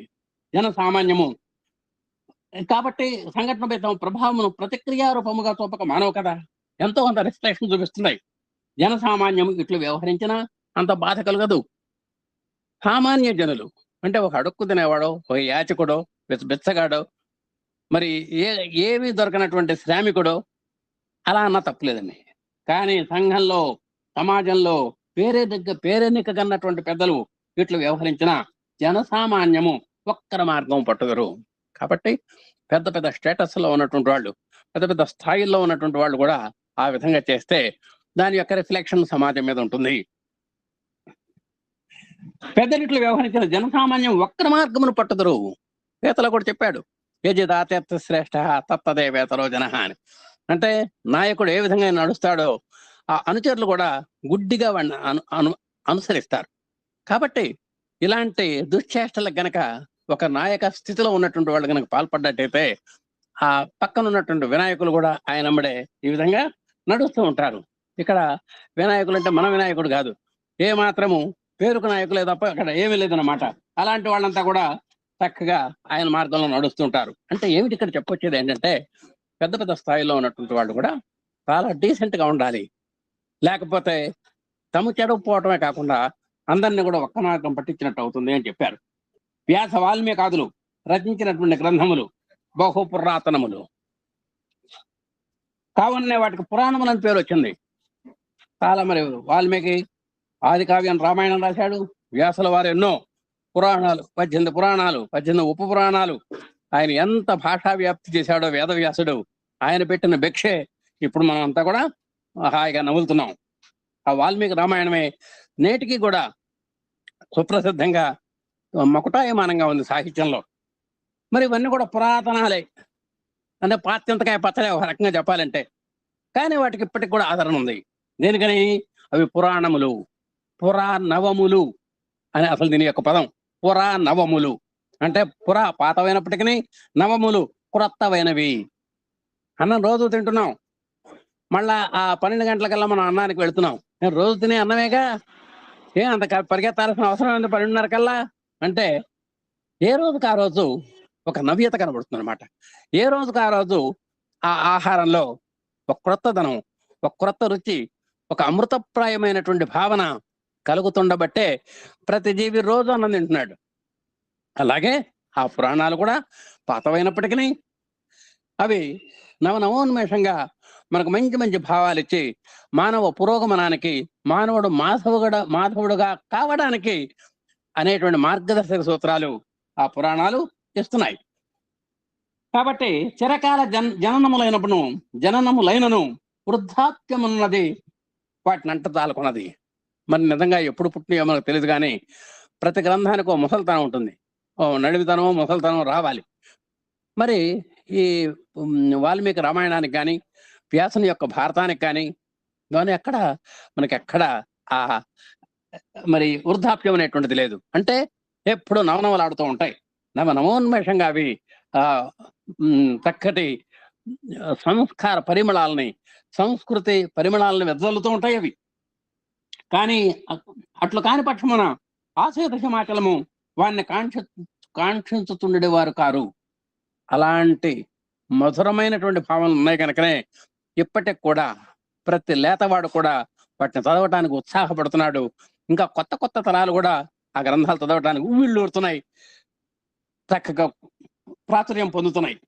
గ్రంథములన్న అట్టివి. అలా ఉండాలి గ్రంథాలంటే. యవనములో గతము, వర్తమానము, భూతమును విచక్షణ రహితముగా ఎవరు ఎప్పుడు ఎచ్చడా కావించను ఆనంద సాగరమును ముంచునవిగా ఉండవలేను. అంటే ఎప్పుడైనా సరే మనం ఆ గతం, వర్తమానం, భూతం కాకుండా శాశ్వత ప్రాతిపదికలో మనం ఏ పని చేసినా కూడా అది ఆనందానికి కలిగిస్తుంది అనేటువంటిది గుర్తుపెట్టుకోవాలి మనం. సృష్టి యందు మనుధర్మ శాస్త్రం పోలు గ్రంథము ఇంకొకటి కానరాదు. మనుస్మృతి అని ఒకటి ఉంది, మనువు రాశాడు ఆయన. దాంట్లో కూడా ఇప్పటికీ ఎంతో బ్రహ్మాండమైనటువంటి ఆ మనుసూత్రాన్ని మనం పాటిస్తూ ఉంటాం. ఏ కాలమున ఎవడైనా సరే అట్టి గ్రంథమును సృజింపగలడా? మళ్ళా ఎవరైనా రాయగలరా? అది రాయలేరు. హైందవ సిద్ధాంతాలు కానీ, శాస్త్రములు కానీ భౌతిక విజ్ఞాన శాస్త్రాలకు లొంగునవి కావు. అది మన సైన్స్ అనేది ఎప్పుడైతే ఎండ్ అవుతుందో అక్కడ ఆధ్యాత్మిక మొదలవుతుంది అనేటువంటిది ఒక సూత్రం ఉంది మనకు. కాబట్టి ఇప్పుడు వచ్చేటువంటి భౌతిక శాస్త్రాలు, విజ్ఞాన శాస్త్రాలు ఇవన్నీ కూడా ఎప్పటికప్పుడు ఆ తెరలుగా తరంగాల యొక్క భేదాలు కనబడుతూ ఉంటాయి వాళ్ళ యొక్క సృజనలో. కానీ మంది అట్లా కాదు, మంది నిత్యము సత్యము. ఈ విధమైనటువంటి నిత్య సత్యములకు శాస్త్ర సిద్ధాంతములను భౌతిక విజ్ఞాన శాస్త్రంతో ఎట్లు పరీక్షిస్తాం? మరి ఆ మనుసర్వ శాస్త్రంలో కానివ్వండి, ఏదైనా కానీ వాటిలో చెప్పినటువంటి విశేషాలు అవి సర్వకాలీనాలు, సర్వజనీనాలు అవన్నీ కూడా. అంటే అన్ని కాలాల్లోనూ అవి ఆదరింపబడతాయి. అందరి జనుల చేత ఆదరింపబడతాయి. అలాంటి వాటిని రోజుకొక పూటకో విధంగా మారేటువంటి భౌతిక శాస్త్రంతోటి మనం ఎలా పోల్చగలుగుతాం? పోల్చలేము. గుడ్డి నమ్మకంపై ఆధారపడక కేవలం పరీక్షలు దిగి శాస్త్రరీతిగా పరిశీలించి సర్వ విషయమును బోధించుతుంటామని నేటి శాస్త్రవేత్తల యొక్క అభిప్రాయము. ఇప్పుడు వాళ్ళకి మంచి గర్వం శాస్త్రజ్ఞులందరూ కూడా. అంటే ఎప్పటికప్పుడు మేము తాజాగా మేము విజ్ఞాన శాస్త్ర యొక్క తరంగాలని మేము వెదజల్లుతున్నాము, సమాజంలోకి తీసుకెళ్ళగలుగుతున్నాము, మానవ మేధకు ప్రతీకలుగా మేము చూపించగలుగుతున్నాము అనేటువంటి గర్వం పడుతూ ఉంటారు వాళ్ళంతా కూడా. ఇదంతయు స్వతంత్ర విచారణ అని వారి భ్రాంతి. అంటే మా యొక్క మేధాశక్తికి తార్కాణంగా భావిస్తుంటారు వాళ్ళు. ఇది సత్యము కాదు. మనం కృత సిద్ధాంతమును లేవతీయని అవసరం లేదు. సర్వము సిద్ధమై ఉన్నది, గ్రహించుటే మన కర్తవ్యము. చూడండి, మాయాపదార్థ చిత్రంలో ఎప్పుడో ఇది ఒక 20 + 60, 80, 90 ఏళ్ల క్రితం ఒక అద్దంలో, ఒక ల్యాప్టాప్ లో మన బలరాముడి యొక్క భార్య రేవతికి ఏం కావాలనో అవి కనబడ్డాయి.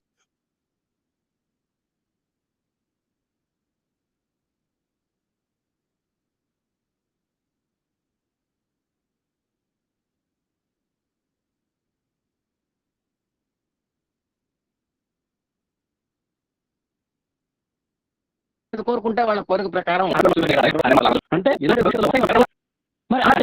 కాంక్రీట్ గా ఉంటాయి. భూత భవిష్యత్ వర్తమానాలను కూడా కవర్ చేసేటట్టుగా ఉండేటువంటి సామర్థ్యం కలిగి ఉంటాయి అని అక్కడ చెప్పడం అనమాట. అంటే ఎట్లాగో శాస్త్రం కొత్తగా మనం కనిపెట్టక్కర్లేదు, ఆల్రెడీ కనిపెట్టబడే ఉంది. కానీ దాన్ని వెలికి తీసి దాన్ని గ్రహించగలిగి ఓహో అది ఇది ఒకటే అనేటువంటి ఒక స్ఫూర్తిని పొందటమే మన కర్తవ్యం. పాశ్చాత్య వేదాంతులైనటువంటి కాంట్ మొదలుకొని స్పెన్సర్ వరకు విచారించినటువంటి అంశములయు ద్వైత, అద్వైత, విశిష్టాద్వైత సిద్ధాంతములని తుంపరలు. మరి వీళ్ళిద్దరు కూడా బ్రహ్మాండమైనటువంటి విషయాలు కనిపెట్టారు. ఎంత కనిపెట్టినా మరి మనకున్నటువంటి స్థూలంగా ద్వైతము, అద్వైతము, విశిష్టాద్వైత సిద్ధాంతాలతో పోల్చుకున్నప్పుడు వాళ్ళు చెప్పినటువంటివి ఊరిక మలయ మారుతాలు అని మనం భావించాలంతే. హిందువుల సర్వ విషయములను ఇదివరకే విచారించి సిద్ధాంతీకరించిరి. వైదిక మతము, హైందవ మతము వర్ణాశ్రమాచార ధర్మములపై ఆధారపడి ఉన్నది. మనం చెప్పుకున్నటువంటి ఆర్య మతం కానీ, సనాతన మతం కానీ రెండింటి మీద ఆధారపడింది. ఒకటి నెంబర్ 1 వర్ణము, రెండవది ఆశ్రమము. వర్ణాలు కూడా మరి వాటి గురించి మనం స్థూలంగా గట్టిగా వెళ్ళక్కర్లేదు, అవి అవసరమే. ఆశ్రమ ధర్మాలు కూడా మనం పాటిస్తూనే ఉన్నాం. అంటే తత్కాలోచితంగా ఇవి సముచితంగా చెప్పబడ్డాయి. వాటికి ఆధారాలు ఏమిటాయంటే ఈ వర్ణాశ్రమ ధర్మాలే. కానీ మతమునందు వర్ణమును విషయము గాని, వేదాంతమునందు మాయను పదము సామాన్యముగా అలక్ష్యముగను, విసుగునను, నిరసనకును, విమర్శనకును గురి అవుతున్నవి. అంటే అవి ఆనాడు సమ్మతం కావచ్చు, ఈనాడు అసమ్మతి తెలియచేయొచ్చు. మానవ కృతములనియు ప్రత్యక్షముగా దృగ్గోచరమై అనుభవనీయముగు జగత్తు మాయని అనుటయు శుద్ధ అవివేకమైన కొందరు తీర్మానించుట, విమర్శించుట జరుగుతున్నను. మనకు కూడా చెప్పారు బ్రహ్మ సత్యం జగన్మిథ్య అని. అప్పుడు చెప్పారు, కానీ వీళ్ళు ఒప్పుకోరు. అంటే ఇప్పుడు కొత్తగా ఆధునికులైనటువంటి వాళ్ళు చెప్పుకోరు. జగత్తులో అంటే భగవంతుడు మాయ రెండు ఉన్నాయి అబ్బాయి, ఈ జగత్తంతా మాయా అని మనం చెప్పినా కూడా ఈ మాయా గీయ వాళ్ళు నమ్మరు, వాళ్ళు విమర్శిస్తారన్నమాట. తర్వాత చాతుర్వర్ణ్యం మయా సృష్టం గుణకర్మ విభాగశః అని మనకు భగవద్గీతలో చెప్పాడు. అంటే ఈ చతుర్వర్ణాలు కూడా నేను గుణాన్ని బట్టి, కర్మను బట్టి నేను విభజించి చెప్పాను. దీనిలో ఒక్కటి మీరు ఆలోచించండి. ఇప్పుడు ఒక ఇల్లు ఉంది, ఇల్లున్నప్పుడు ఎవరి డ్యూటీలు వాళ్ళు చేస్తేనే ఆ ఇంటి యొక్క పోకడు ఉంటుంది. ఒక దేశం ఉన్నది, ఆ దేశం ప్రగతి పథంలో నడవాలి అంటే రకరకాల కర్మలు, చిన్న దగ్గర నుంచి పెద్ద వరకు ఎవరి కర్మలు ఆచరిస్తేనే ఆ దేశం పురోగతిలోకి వెళుతుంది అనేటువంటి ఒక సామాన్య సూత్రాన్ని మనం తీసుకుంటే దీని మీద పెద్ద వివాదం ఉండదు. బ్రాహ్మణ సింహమాసే బహు రాజన్యకృత శృతియు పరమేశ్వర కృత వర్ణ విభాగ సూత్రములను చెప్పుట తటస్థించిన ఎడల వాని యొక్క అర్థతాత్పర్యములు వేరొక విధముగా అన్వయింపబోట తటస్థించుతున్నది. దీంట్లో ఈ విషయాల గురించి గురువు గారు కూడా చాలా చక్కగా చెప్పారు. దాంట్లో మనం లోతుగా వెళ్ళక్కర్లేదు. కానీ వాటి యొక్క ప్రాశస్త్యాన్ని మనం గుర్తించాల్సినటువంటి అవసరం ఉన్నది. కానీ నేటి వాళ్ళకి అవి రుచించట్లేదు అని చెబుతున్నారు. వర్ణములనేవి ఉన్నవా? వర్ణమనగా ఏమైనా సందేహమును విచారించటకైనా ప్రయత్నిస్తున్నావా? ఇప్పుడు అసలు నిజంగా ఏమంటే కులం అనేటువంటి సమస్య అక్కర్లేదు. వర్ణం అన్నది ఒక పదము అని చెబుతున్నారు స్వామి. ప్రతి పదమునకు ఒక అర్థము కలదు. మీరు ఒకటే గుర్తుపెట్టుకోండి, వాక్కు అర్థం, పదము అర్థము అనేటువంటివి ఉన్నాయి. అందుకనే పార్వతీ పరమేశ్వరులు అర్ధనారీశ్వర తత్వంలో ఉంటారు. దేనికని అర్ధనారీశ్వర తత్వం దేనికి సంకేతం? కేవలం మనం గుర్తుపెట్టుకోవాలి ఏమిటంటే వాగర్థాలవి. అందుకనే కాళిదాసు అంతటి వాడు కావ్యాన్ని రచించబోయే ముందు వాగర్థావ్య సంపృక్తం వాగర్థ ప్రతిపత్తయే జగతపితరం వందే పార్వతీ పరమేశ్వరు అన్నాడు. అంటే వాక్కు అర్థం అలా ఉంటాయటండి. అంటే అవినాభావ సంబంధం కలిగి ఉంటాయి అనేది చాలా చక్కగా. అలాగే సార్ గురువు గారు, ఈ సందేహాన్ని నివారించడం కోసము మరి ఆ విధంగా ఇవన్నీ కూడా వర్ణము, పదము అర్థాలు మనం గుర్తుపెట్టుకోవాలి. పదమనగా శబ్దము, ఆ వాక్కు అర్థాలు మాత్రమే మనల్ని నడిపిస్తున్నాయి. ఋషులు మాట్లాడితేటండి, వాళ్ళు ఏం మాట్లాడితే అర్థం ఆ వాక్కు వెంట పరిగెత్తుంటండి. మనం అర్థం ఎత్తుక్కొని వాక్కును అర్థం ఉన్నదో లేదో తెలుసుకొని మనం వాక్కును బయట పెట్టుకోవాలి. కానీ ఋషులు అట్టా కాదు. వాళ్ళు వాక్కు పరిగెత్తిందంటే అర్థం జోడు గుర్రాలాగా ఆ రోజుల్లో పరిగెత్తేది. అందుకనే ఆ వేదవ్యాసులు, వాల్మీకి వాళ్ళు అంతటి మహాకావ్యాలు రాయగలిగారు.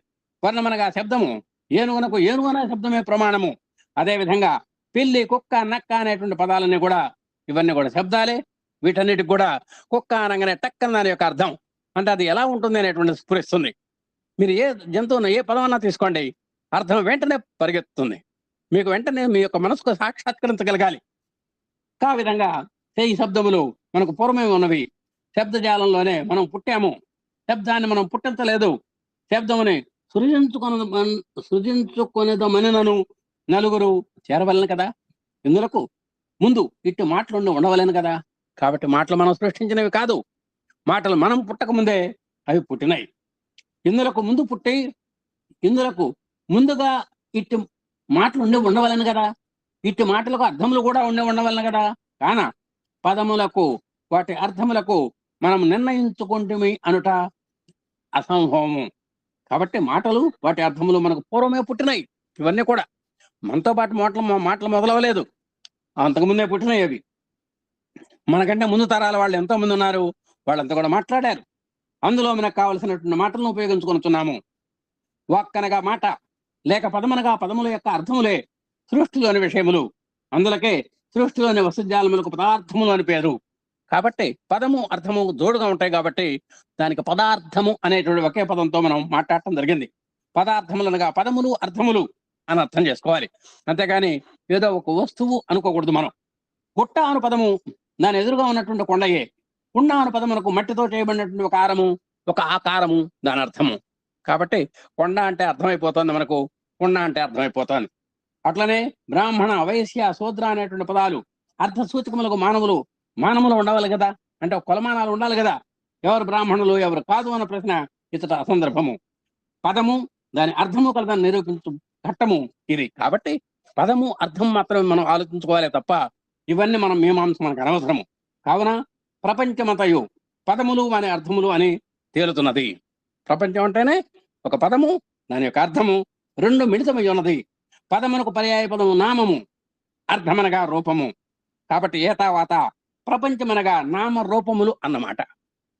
కాబట్టి ప్రపంచం అంతా కూడా నామ రూపాలతో ఉన్నది. మనందరికీ కూడా, ప్రతి వస్తువుకు కూడా, ప్రతి మనిషికి కూడా, 84 లక్షల జీవరాశులకు కూడా ఒక నామం ఉన్నది, ఒక రూపం ఉన్నది. అందుకనే ఆ పదం చెప్పంగానే మనకు అది స్ఫురిస్తుంది. కనుకనే ప్రపంచమంతయు నామరూపములుగా కానీ అన్యములు కావు అని చెప్పారు. శృతి కూడా ఇట్లనే తెలిపింది. వాచారంభం వికారో నామధేయం అని వాక్కు యొక్క ప్రాశస్త్యం చెప్పబడింది. శివపార్వతుల వలె, జడ చైతన్యముల వలె, బింబ ప్రతిబింబాల్లాగా, చంద్రుడు చంద్రికల వలె ఈ రూపనామములు అవినాభావ సంబంధములు. ఎట్లా ఉంటాయట? శివపార్వతుల్లాగా ఉంటాయి, జడము చైతన్యంలాగా ఉంటాయి, బింబ ప్రతిబింబ భావం కలిగి ఉంటాయి. చంద్రుడు చంద్రిక అంటే చంద్రుడు వెన్నెల్లాగా ఒకదానికోటి విడదీయనటువంటి తత్వంలో ఈ పదము అర్థము ఉన్నాయి. రెండును విడదీయరానివై ఉన్నవి. లోక వ్యవహారములకు వాక్య ప్రభావము. కాబట్టి మనం ఎంత చెప్పుకున్నా సరే వాణ్యేక సమలంకరోతి పురుషం యా సంస్కృతాధార్యతే. కాబట్టి ఒక్క వాక్య అనేదే మనిషికి ఒక అందాన్ని చందాన్ని తీసుకొస్తుంది. ఒక కీర్తిని ప్రతిష్టను తీసుకొచ్చేటువంటిది ఒక వాక్కు మాత్రమే. దాన్ని గుర్తుపెట్టుకోవాలి. ఈ వాక్కునకు ఆధారం భావము, భావమునకు ఆధారము అనుభవము, అనుభవమునకు ఆధారము కోరిక, కోరికకు ఆధారము అజ్ఞానము. కాబట్టి ఈ అజ్ఞానం వలన ఇవన్నీ కూడా మనకు వస్తున్నాయి అనేది గమనించాలి. అజ్ఞానం అన్నప్పటికీ మాయానను అవిజ్ఞానను ప్రకృతి అనను ఒకటే. మనం అప్పుడప్పుడు వాడుతుంటాం అజ్ఞానం అని, మాయ అని, అవిద్య అని. ఇవన్నీ కూడా అర్థాల్లో ఒకటే. అయితే ఈ అవిద్య, మాయ, అజ్ఞానము ప్రకృతికి పరమాత్మయే ఆధారము. మన వీటికి కూడా మళ్ళా ఆయన ప్రమేయం ఉన్నది. పరమాత్మ పరంజ్యోతి, జ్ఞానజ్యోతి, దివ్యజ్యోతి, స్వయం జ్యోతి అట్టి స్వరూపుడైనటువంటి పరమాత్మను ఆధారముగా చేసుకున్నటువంటి అజ్ఞానము, మాయ ఇత్యాది అవిద్యలు మనకు అన్ని మనకు ఆవరించవు. కాబట్టి ఇవన్నీ కూడా మనం మనల్ని సహజంగా ఆవరించే పనేం లేదు. మనం వాటిని అడాప్ట్ చేసుకుంటే తప్ప ఇవి ఆవరించవు. జ్యోతి ఉన్నతో చీకటికి స్థానం లేదు కదా. అదే వెలుగుంటే చీకటి ఎక్కడ ఉంటుంది? ఉండదు కదా. అలాగే జ్ఞానం, అజ్ఞానం పోతేనే కదా జ్ఞానం వచ్చేది. జ్ఞానం ఉంటే అజ్ఞానం లేదు కదా. కనుక అతడే బహుశ్యాం అనుభావంతో జగత్తును రచించినాడు. కాబట్టి ఆ భగవంతుడు ఏకోహం బహుశ్యాం అంటం వలనే ఈ 84 లక్షల జీవరాశుల యొక్క సృష్టి జరిగింది. శృతిని అనుసరించి అంటే వేదాలను బట్టి నామరూపములు ఏర్పాటు చేసినాడు. మీ అందరికీ తెలుసు వస్తువు యొక్క లక్షణాలు రెండే, రూపము, నామము. భగవంతుని యొక్క లక్షణాలు అస్థి, భాతి, ప్రియము. గుర్తుపెట్టుకోవాలి. సర్వశక్తివంతుడైనటువంటి పరమాత్మయే ఇటు శక్తిని అర్థమును ఏర్పరచును. అతన్నే పరమాత్మ అంటున్నాము. ఇంత మహోన్నతమైనటువంటి కార్యక్రమం చేయగలిగినటువంటి సర్వశక్తి సంపన్నుడు పరమాత్ముడే. దేవుడు కలడా లేడా అను ప్రశ్నకు ఏకైక జవాబు దేవుడు కలడని రుజువు చేయుటకు దేవుడు అనే పదమే, శబ్దమే ప్రధాన ప్రమాణము. ఇవాడు చివరికి కనుక మనం చూసుకుంటే దేవుడు ఉన్నాడు అంటాం. మనం స్వామి ఒక సూత్రం చెప్పారు, దేవుడు ఉన్నాడు అని. అలాంటి దేవుడిని కనుక మనం తీసుకొస్తే ఆ దేవుడు ఉన్నాడని రుజువు చేయడానికి దేవుడు అనేటువంటి పదం కావాలి. దానికి దేవుడు అనగానే ఒక స్ఫూర్తి రూపమైనటువంటి రూపం మన కళ్ళెదుట ఉండాలి.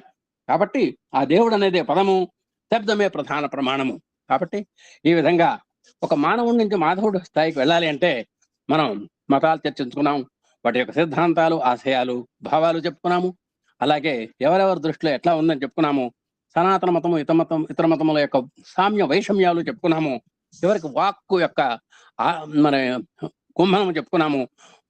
వాక్కు యొక్క విలసనం చెప్పుకున్నాము. వాక్ ఆవశ్యకత కూడా చెప్పుకున్నాము.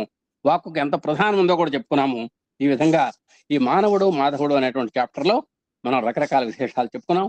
ఈ అవకాశం ఇచ్చినందుకు స్వామివారికి, అలాగే ఒక వేదికను ఏర్పాటు చేసి మనకు చక్కగా దీన్ని వివరణ ఇచ్చుకునేటువంటి ఒక అపూర్ణ సువర్ణ అవకాశాన్ని ఇస్తున్నటువంటి మన ఎమ్మెల్యే దంపతుల గారికి, ఉత్సాహంగా ప్రోత్సాహంగా వింటున్నటువంటి మీకు హృదయపూర్వక ధన్యవాదాలు తెలియజేసుకుంటూ ఓం శ్రీ సాయిరాం, జై జై Sairam. Sairam sir, thank you so much. Very difficult subject to explain. ఇప్పుడు వాహిని సిరీస్ లో ఇదే సాగుతోందిట. Naked fact. సరే, కొన్ని విషయాలు మనం అనుకున్నట్టుగా మీరు చాలా తక్కువగా చెప్పారు. ఇది పెన్ను అంటే పెన్ను అనే వస్తువు ఉంటేనే పెన్ను అనే మాట డిక్షనరీలో వచ్చింది. ఇది బుక్ అంటే బుక్ అనే ఒక పదార్థం ఉండబట్టే బుక్ అనే మాట డిక్షనరీలో వచ్చింది. గాడ్ అనే మాట డిక్షనరీలో ఉందంటే గాడ్ ఉంటేనే గాడ్ అనే మాట డిక్షనరీ. పెన్ను ఒప్పుకుంటావు, బుక్ ఒప్పుకుంటావు, మ్యాన్ ఒప్పుకుంటావు, ఉమెన్ ఒప్పుకుంటావు, అన్ని ఒప్పుకుంటావు. అంటే డిక్షనరీలో ఉన్నాయంటే ఆ పదార్థం ఉంటేనే డిక్షనరీలో వస్తుంది. ఇది బెల్లం అంటే బెల్లం ఉంటేనే బెల్లం వచ్చింది. ఇది అగ్ని అంటే అగ్నికి ఒక రూపం, దానికి లక్షణం ఉండబట్టే వచ్చింది. దానికి లక్షణాలు లేకపోతే అగ్ని కాదు, అది బెల్లానికి స్వీట్నెస్ కాకపోతే. బాగా చెప్పారు సార్. Very difficult subject. కొంచెం వేగంగా వెళ్ళారు. సరే కానివ్వండి, మంచిదే. ఒక 10 నిమిషాలు మన సబ్జెక్ట్ కంటిన్యూ చేద్దాము. ఈరోజు స్వామి చెప్పబోయే అంశం ఏంటంటే చాలా మంది తెలిసిన విషయమే, చాలా మంది వితౌట్ రిఫరెన్స్ కూడా చెప్తుంటారు. ఎందుకంటే బైహార్ట్ చేస్తారు ఇవన్నీ కొటేషన్స్. స్పీకర్లు అనే వాళ్ళు ఈ మాటలని బైహార్ట్ చేస్తారు. పరమేశ్వరరావు గారిని కదిలిస్తే ఈ మాటలని టక్టగా చెప్తారు. ప్రేమయే నిజమైన దైవశక్తి. మన దాన్ని కంటిన్యూ అనమాట. కోపం, ద్వేషాన్ని ఎలా పోగొట్టుకోవాలంటే ఒకటే మందు, ప్రేమ పెంచుకోవడం. అందుకంటే ఏం లేదు. No other remedy. సో దాన్ని స్వామి కంటిన్యూ చేస్తున్నారు. ఈ మానవతా విలువలు ఎలా పుట్టినాయి, అందులో ప్రేమ యొక్క ఇంపార్టెన్స్ నేను చెప్పాను కదా, ఈ సబ్జెక్ట్ అందరికి తెలిసిందే. ఎప్పుడైతే మనలో ఒక ఆలోచనగా ప్రేమ ఒక ఇట్స్ బికమ్ ఏ థాట్. మన సత్యం అంటే ఏంటి అనుకుంటాం అంటే, మనలో ఒక ప్రేమ ఒక ఆలోచన రూపంలో, ప్రేమపూర్వకమైన ఆలోచన, ఇట్ బికమ్ ట్రూత్. ఆ వచ్చిన ఆలోచనని ఆచరణలో కనుక మనం పెట్టినప్పుడు ఇట్ బికమ్ ధర్మ అంటారు.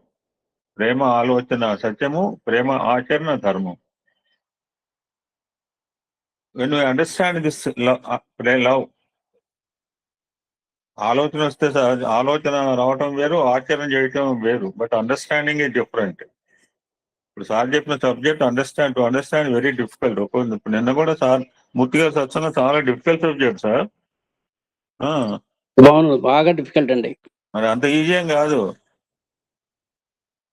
లైట్ ఫుడ్ తీసుకుంటే అరుగుతుంది, స్ట్రాంగ్ ఫుడ్ తీసుకుంటే ఏం చేస్తాం, చాలా స్ట్రాంగ్ డోస్ వేస్తాడే. ఎందుకంటే అండర్స్టాండ్ అనే మాట వచ్చిందని చెప్తున్నాను. నేను అండర్స్టాండ్ లవ్, ప్రేమ అర్థం చేసుకుంటే ఇట్ బికమ్ శాంతి అన్నారు. శాంతి అనేది వేరే ప్రత్యేకంగా ఏం లేదు. నేను అండర్స్టాండ్ ద లవ్.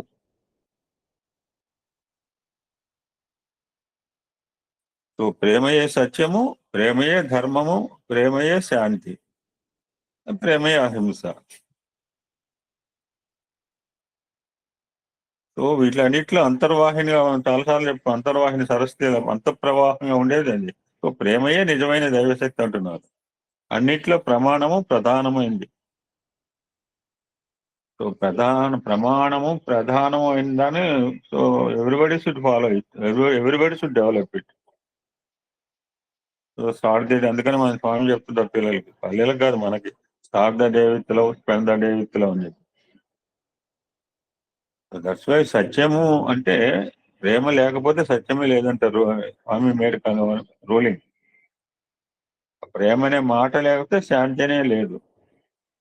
అటువంటి ప్రేమ అనే లేకపోతే మనలో ధర్మ ప్రవృత్తి కూడా డెవలప్ కాదంటున్నారు.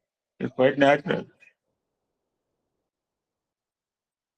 నేను పిల్లలు చాలాసార్లు చెప్తుంటాను అన్నారు స్వామి, ఏం కాదు.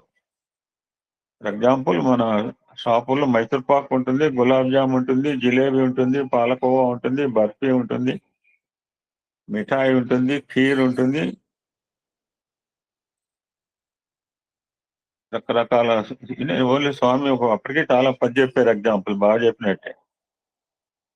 ఏదో రెండు చెప్పి వదిలేయాలి, మైసూర్ పాక్ గులాబ్ జామ్ వదిలేయాలి, 10 చెప్పారు అప్పటికే. ఇంకా చాలా ఉంటాయి స్వీట్లు, ఇప్పుడైతే స్వీట్ షాప్ పోతే. ఇవన్నీ కూడా మధుర పదార్థాలు వండితేనే వచ్చినాయి.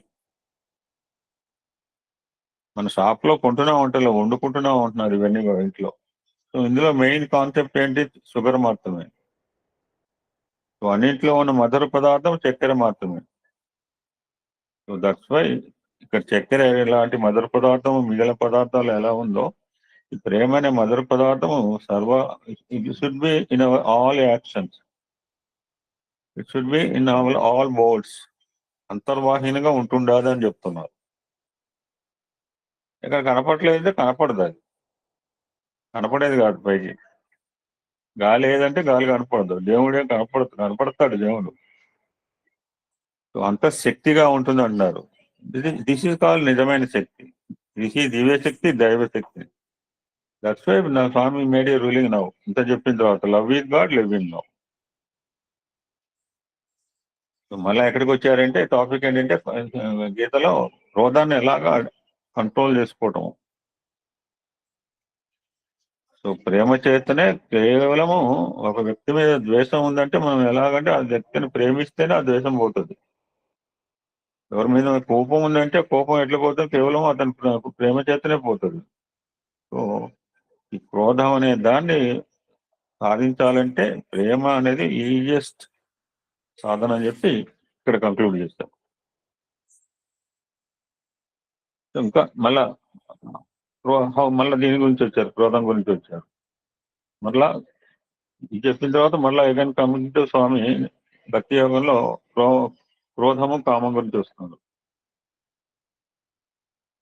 మళ్ళా జయించే విధానం ఇండివిజువల్ గా చెప్తున్నారు. ఇందాక మొన్న సత్సంగంలో చెప్పారు, how to control this anger and ప్రేమతో క్రోధాగ్ని జయించు, దాని కంటిన్యూషన్ అనమాట ఇందాకది. ఇప్పుడు క్రోధం జయించే విధానం. 3 పదాలు: క్రోధము, కామము, హౌ. విల్ సీ వన్ ఈరోజు. ఆ కోపం అనేది ఎన్నో రకాలుగా బాధ కలిగిస్తుంది అంటున్నారు. దానివల్ల ఎన్నో రకాల కష్టాలు కూడా వస్తాయి. కష్టాల్లో అయినా గురి చేస్తుంటున్నారు. దానికి కారణమైనటువంటి నెగిటివ్ ఫీలింగ్స్. ఒక వ్యక్తి యొక్క గౌరవ మర్యాదలు కూడా కోల్పోతాడు. మానవత్వమే మర్చిపోతాడు. ఇది ఎంటర్డ్ యాజ్ మైక్రోస్కోప్, చాలా సూక్ష్మంగా ప్రవేశిస్తుంది. ఇది టోటల్లీ ఫైనల్ గా ruin the life. Total life మొత్తం ఆవరిస్తుంది అన్నారు. మనం అప్పుడప్పుడు ఒక కథ కూడా చెప్తుంటాం. బయట ఇట్లా ఉంది అంటే జస్ట్ నేను నుంచుంటానండి అన్నాడు. సరే అగ్రి అన్నాడు. నుంచున్న తర్వాత కూర్చుంటా అన్నాడు. మన రైల్లో కూడా చూస్తుంటాం. కొంచెం జరిగితే నేను అడ్జస్ట్ అవుతానని. This my practical experience. నేను తాగుతాలో అలాగా చాలా గంటసేపు నుంచిన తర్వాత కొంచెం జరుగుతారా, అక్కడ కూర్చోవడానికి ఏముండదు, కూర్చోవాలని తాపత్రయంతో. ఏ విధంగా అయితే బ్రిటిష్ వాళ్ళు ఎంటర్ అయినప్పుడు కొంచెం స్థానం ఇస్తారా, అలాగా ఇది ప్రవేశించే సమయంలో కూర్చోవడానికి చోటు ఇవ్వమని అడుగుతుందట.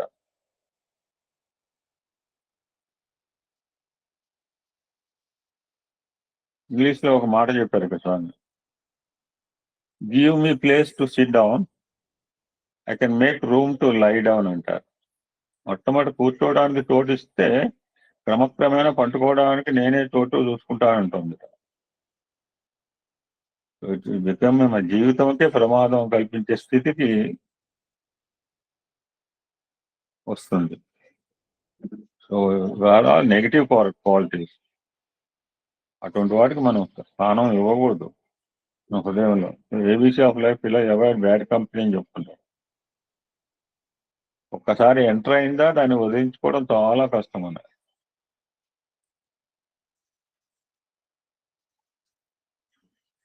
నయా పైసా ఇచ్చి దీంతో స్నేహం చేస్తే 40,000 ఇచ్చి కూడా వదిలించుకోవడానికి వీలు కాదంటున్నారు.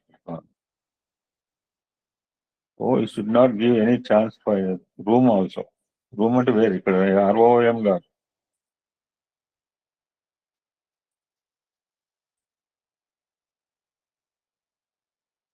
ఇంకో ఎగ్జాంపుల్ చెప్తున్నారు.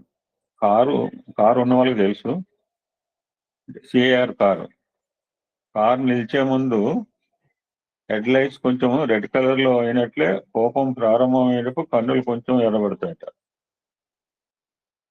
పెదాలు అదురుతాయట, దేహం వేడెక్కుతుంది. ఇవన్నీ సింబల్స్ అనమాట. సో ఇటువంటి పరిస్థితి వచ్చి ఫీల్ అయితే ఏం చేయాలంటే leave that place, go and SIT alone అంటున్నాం.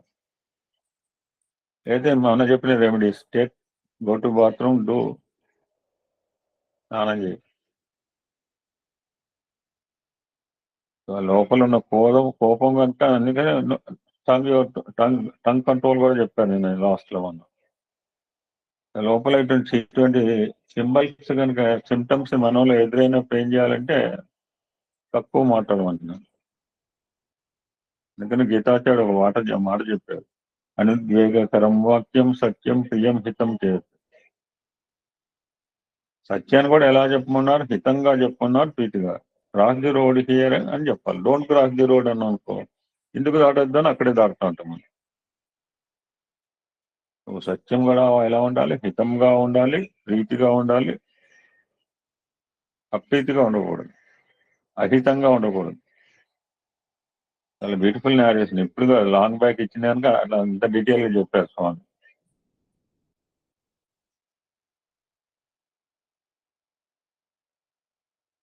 So how to control this anger అంటే ఒకటే రెమెడీ, మరి ఇందాక చెప్పింది, డెవలప్ లవ్. సెకండ్ క్వాలిటీ కామం, అంటే డిజైర్స్ లీడ్ టు డిస్పైర్ అనే కొటేషన్ ఉంటుంది. దీనికి ఏంటంటే ముందు ఏంటంటే వైరాగ్యం అంటున్నారు. వైరాగ్యము అనగా మనకేమొస్తుందంటే ఇంట్లో ఉన్న భార్య పిల్లల్ని అందరినీ వదిలేసి అడగిపోవటం అని అడగి బొమ్మని చెప్తున్నారు స్వామి అంటున్నారు. అలా ఏం చెప్పలేదు, ఎవరికి చెప్పలేం. ఎవరికి అడిగి బొమ్మల్లో, ఎవరికి హిమాలయాల బొమ్మల్లో స్వామి. లేకపోతే మనకున్న ఆస్తి పాస్తులు వదిలేసి మన సన్యాసం కాషాయ బట్టలు కట్టుకోమని చెప్పాలి. ఇందాక సార్ ఒక బ్యూటిఫుల్ చెప్పారు, బ్యూటిఫుల్ డెఫినేషన్ సార్. మనం చాలా విన్నాం. ఆస్తికుడు అంటే గంట సేపు చెప్తారు, ఒక్కొక్కరు చెప్పమంటే. నాస్తికుడు అంటే చెప్తారు. అంటే బ్యూటిఫుల్ సింపుల్ డెఫినేషన్ మీరు బాగా, నేను కూడా నాకు నాటుకుంది అది. Simple sir. సెల్ఫ్ కాన్ఫిడెన్స్ ఉన్నవాడే సెల్ఫ్ కాన్ఫిడెన్స్ లేనివాడు. అవును sir. Simplest easiest definition sir.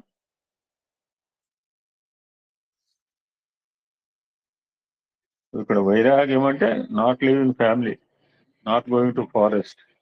Forest గురించి వస్తే head in the forest and hand in the society. కొంచెం ఆలోచనలు వస్తూనే ఉన్నాయి నాకు. రాకపోతే నేను ఎట్లా మాట్లాడతాను? నేను కూడా అదే సార్ చెప్పిండు, చదివిని గుర్తుపెట్టుకోవాలంటే కావాలి, ధారణ కావాలి. ఇక్కడ వైరాగ్యము అంటే వస్తువు యొక్క దోషాన్ని గుర్తించమన్నారు. ఎప్పుడైతే దాని దోషాన్ని కనుక మనం గుర్తించే ప్రయత్నం చేస్తామో దాన్ని మనం లీవ్ చేసి వదిలిపెట్టుకునే ప్రయత్నం కూడా చేస్తాం. సహజంగానే వస్తున్నాం. నువ్వు గృహస్థులుగానే ఉండు, సాంసారిక జీవనం అనుభవించు. ప్రపంచంలో ఉంటున్నావు కనుక నువ్వు కర్తవ్య కర్మలను ఆచరిస్తూ ఉండు. But observe the good and bad in each. పదార్థం ఇందాక మాట సార్ చెప్పారు, కొంచెం స్పీడ్గా చెప్పారు. నేను మాట్లాడతాను చెప్పి సార్ వేగవంతం చేశారు. ఏమో మాత్రం పదార్థము అంటే ఇందాక బాగా చెప్పారు. అన్నీ ఉండాలి, మనం ఫ్యామిలీలో ఉండాలా, అన్ని యాక్టివిటీస్ చేస్తూనే ఉండాలి. But we have to observe the good and bad. ఎప్పుడైతే మనకి పనికి రాదు అంటే మనం దాన్ని షుడ్ నాట్ యాక్టివ్. మన టంగు నుంచి లోపలికి పోయిందంటే అది ఇష్టంగా మంచిగా ఉంటే లోపలికి పోతుంది. అది మంచిది కాబట్టి లోపలికి పోదు. పోనీ వెంటనే సూర్యుడు ఎంత పని చేస్తారు. That we will do it also. చాలా మంది చేస్తున్నారు. ఎగ్జాంపుల్ చెప్తున్నారు. ఇప్పుడు కొంతమంది ఉన్నారు, ఇప్పుడు 20 రకాలు 30 రకాలు డిసైడ్ చేస్తారు. అందులో ఏం చేస్తారు, నిజమైన వాడు తనకు కావాల్సినవి పెట్టుకుంటాడు. నేను మొన్న హైదరాబాద్ లో 3 రోజులు అన్ని రకరకాల ఫంక్షన్లు, but what I want I only have taken. అన్ని స్వామి తట్ట అనే మాట బాగా వాడుతుంటారు. అంటే తట్ట అంటే కంచం కావచ్చు స్వామి దృష్టిలో. అది సో పంచభక్ష పరమాణాలు ఉంటాయి, రెడీగా ఉంటాయి, రెడీ టు ఈట్. చాలా ఇష్టంగా ఉంటాయి.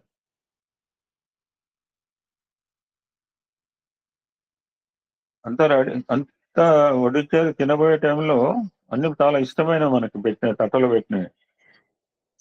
లేకపోతే ఎవరైతే వంటను వండని వాటిని వండిన వాడు, తయారు చేసిన వాడు వచ్చి అయ్యా అయ్యా అందరిని నోట్లో పెట్టుకునే టైంలో అయ్యా భుజించకండి అనగానే నోట్లో పెట్టుకోబోయినా కంచంలో పడేసినాం. ఏమైంది ఏమైంది అడుగుతాం. ఇందులో తెలియకుండా ఏదో పురుగు పడింది ఆయన, డోంట్ ఈట్ అన్నాడు. ఇప్పుడు ఏం చేస్తాం మనం? అదంతా మనకి ఇష్టం కావచ్చు, లైక్ దట్ డిషెస్ కావచ్చు,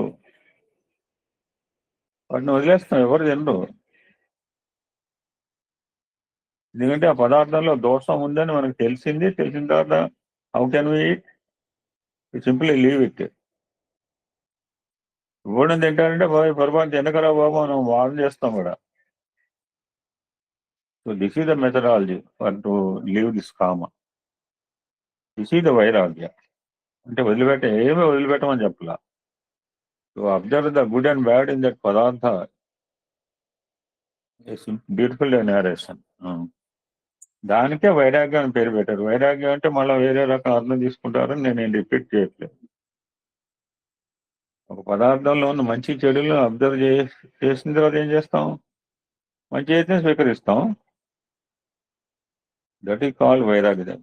దట్ వీ కెన్ గెలవచ్చు అని చెప్తున్నారు. పెద్ద నేరేషన్ ఉంది కానీ టైం లేదు.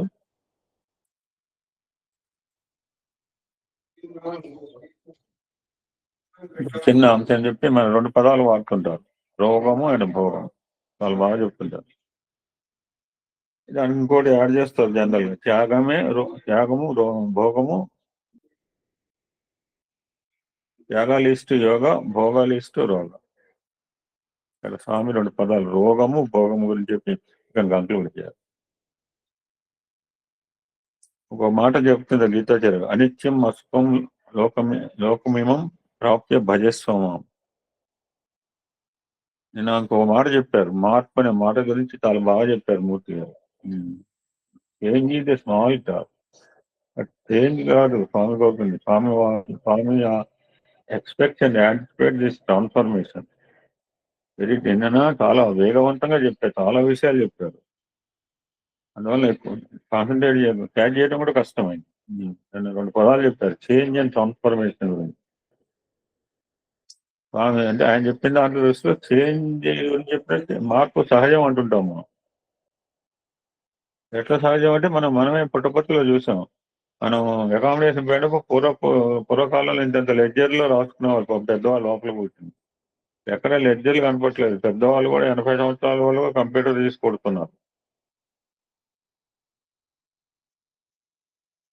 ప్రపంచంలో everything will be change, everything పెరిగిస్తుంది, క్షీణిస్తుంది. ఇది మనకు తెలుసు. You must have to recognise అన్నారు.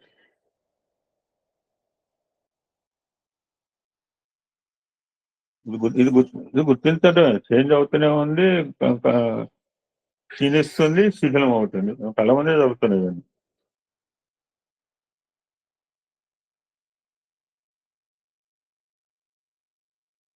రోగ నివారణకే భుజించే ఆహారములన్నీ భోగములు కానేరు. ఆకలేసింది, ఆకలిన రోగానికి అనుభవించే అన్నమంతా భోగం అవుతుందా? ఒక రోగానికి సంబంధించింది ఔషధమే.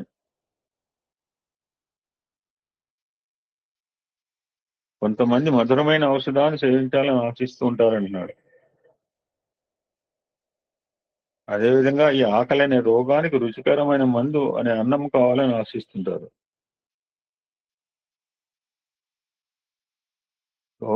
బ్యూటిఫుల్ ఇక్కడ రూలింగ్ ఇచ్చారు. మన జగత్తులో, మన ఇన్ దిస్ వరల్డ్ మనం ఎన్నో అనుభవిస్తున్నాము. చాలా విషయాల్లో అది రోగ నివారణకే. దప్పిక ఇస్తోంది. దప్పిక ఒక రోగం మొన్న కూడా చెప్పారు. ఇంకా అది వచ్చిందో రాలేదు. దప్పికనే ఉంది. ఆకలైన రోగం, ఆకలైన రోగాన్ని, ఆకలికి మంది ఏంటి? అన్నము. అన్నిటికీ అన్నమే కాదు. పక్కన గ్లాస్ నీళ్లు పెట్టుకుంటాం. దప్పికేస్తే దాహం నీళ్ళు, గ్లాస్ వాటర్ ముందు అక్కడ. సో ఈ యొక్క దిస్ ఈజ్ కాల్ భోగం అంటే వేరే రకంగా నెగిటివ్ గా అర్థం చేసుకోవద్దు మనం. ఆకలి కూడా భోగమే అన్నారు, దప్పిక కూడా భోగమే ఉన్నారు. So that means what we are enjoying, మనం ఆశించేది కావచ్చు, మనం అనుభవించే ప్రతిదానికి ఒక భోగం అని పేరు పెట్టారు. భోగం అంటే భోగం ఏదో భాగ్యవంతుడు అనే మిలియనీర్ అనుకోరు, కోటీశ్వరు కాదు. Everybody, a common man has to food, common man need water also. చలి ఉంది, చలి ఒక రోగం. చలికి రోగం ఏంటి? కంబలు కప్పుకోవటం. వేసంకాలానికి వేడికి రోగం ఏంటి? ఏసీ వేసుకోవటం ముందు.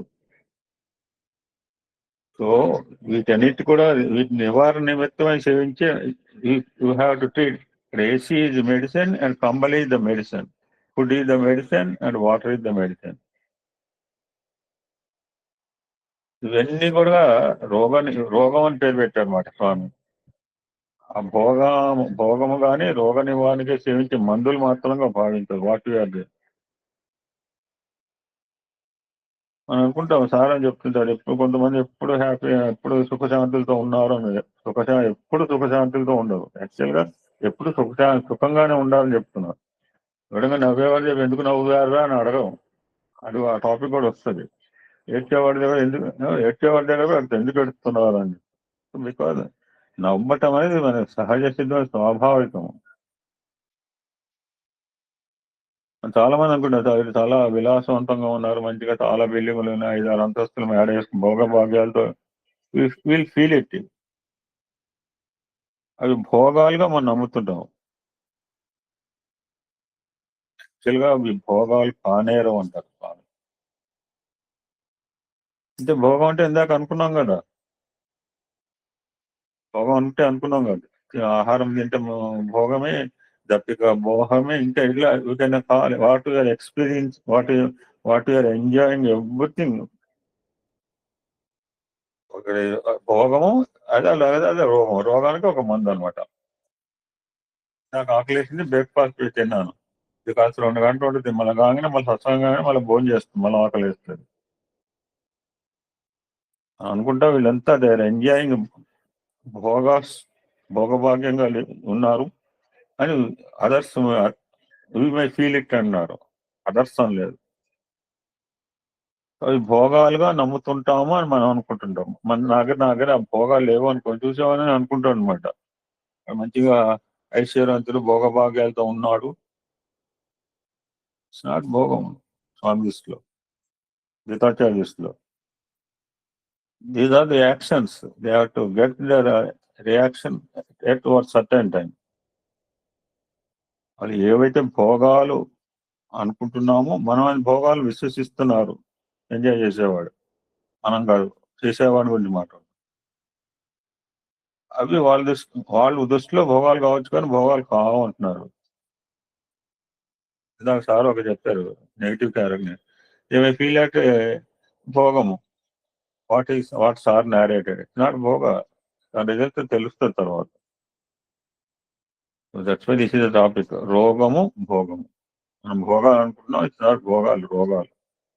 రోగము అంటే ప్రతిదీ కూడా రోగం. రోగం అంటే శారీరకంగా వచ్చే తలనొప్పి కావచ్చు, కడుపు నొప్పి కావచ్చు, లేదా మెడకాయ నొప్పి కాకపోవచ్చు. ఆకలి కూడా ఒక రోగమే, ఆకలికి మందు అన్నము, దప్పికి ఒక రోగం. ఇలాగ డిఫరెంట్ టైప్స్ ఆఫ్ రోగాలు ఉన్నాయి. మనం వాటికి మనం అన్నం తినుకుంటే నేను భోగాలు అనుభవిస్తున్నాం అనుకుంటాడు. నువ్వు భోగం అనుభవించడం కాదు, రోగానికి మందు తీసుకుంటున్నావు. ఈరోజు పంచభక్ష పరమాణాలతో తిన్నామంటే పండగ పూట అనుకోవచ్చు. నువ్వు పంచభక్ష పరమాణాలు తినకపోయినా మామూలు అన్నం, పచ్చడి అన్నం తిన్నా ఆకలి అనే దానికి అందరూ పంచభక్ష పరమాణాలు తినలేదు కదా. అట్లీస్ట్ కనీసం ఎప్పుడైనా ఈ పండుగల రూపంలోనే చేసుకుంటారు. ఇక రకరకాల మన హైందవ సంస్కృతులు భిన్న రకాల పండుగలు వచ్చినాయి. So this is the topic, రోగము అండ్ భోగము అండి. So what you are feeling it not భోగం, ఎవ్రీథింగ్ ఆర్ రోగా. దానికి మనం మందులు వేసుకుంటున్నాం. అన్నం అనే మందు, దప్పి అనే మందు, చలికి కంబలైన మందు, వేడికి ఏసీ అనే మందు, ఇంకా రకరకాలు. So many medicines we are using. ఇక్కడ కాపుదామండి, ఎందుకంటే తర్వాత ఇంకో కంటిన్యూషన్ చాలా పెద్దగా ఉంది నేరేషన్. మళ్ళీ తర్వాత అవకాశం ఉన్నప్పుడు చూద్దాం. ఓం శాంతి శాంతి శాంతి.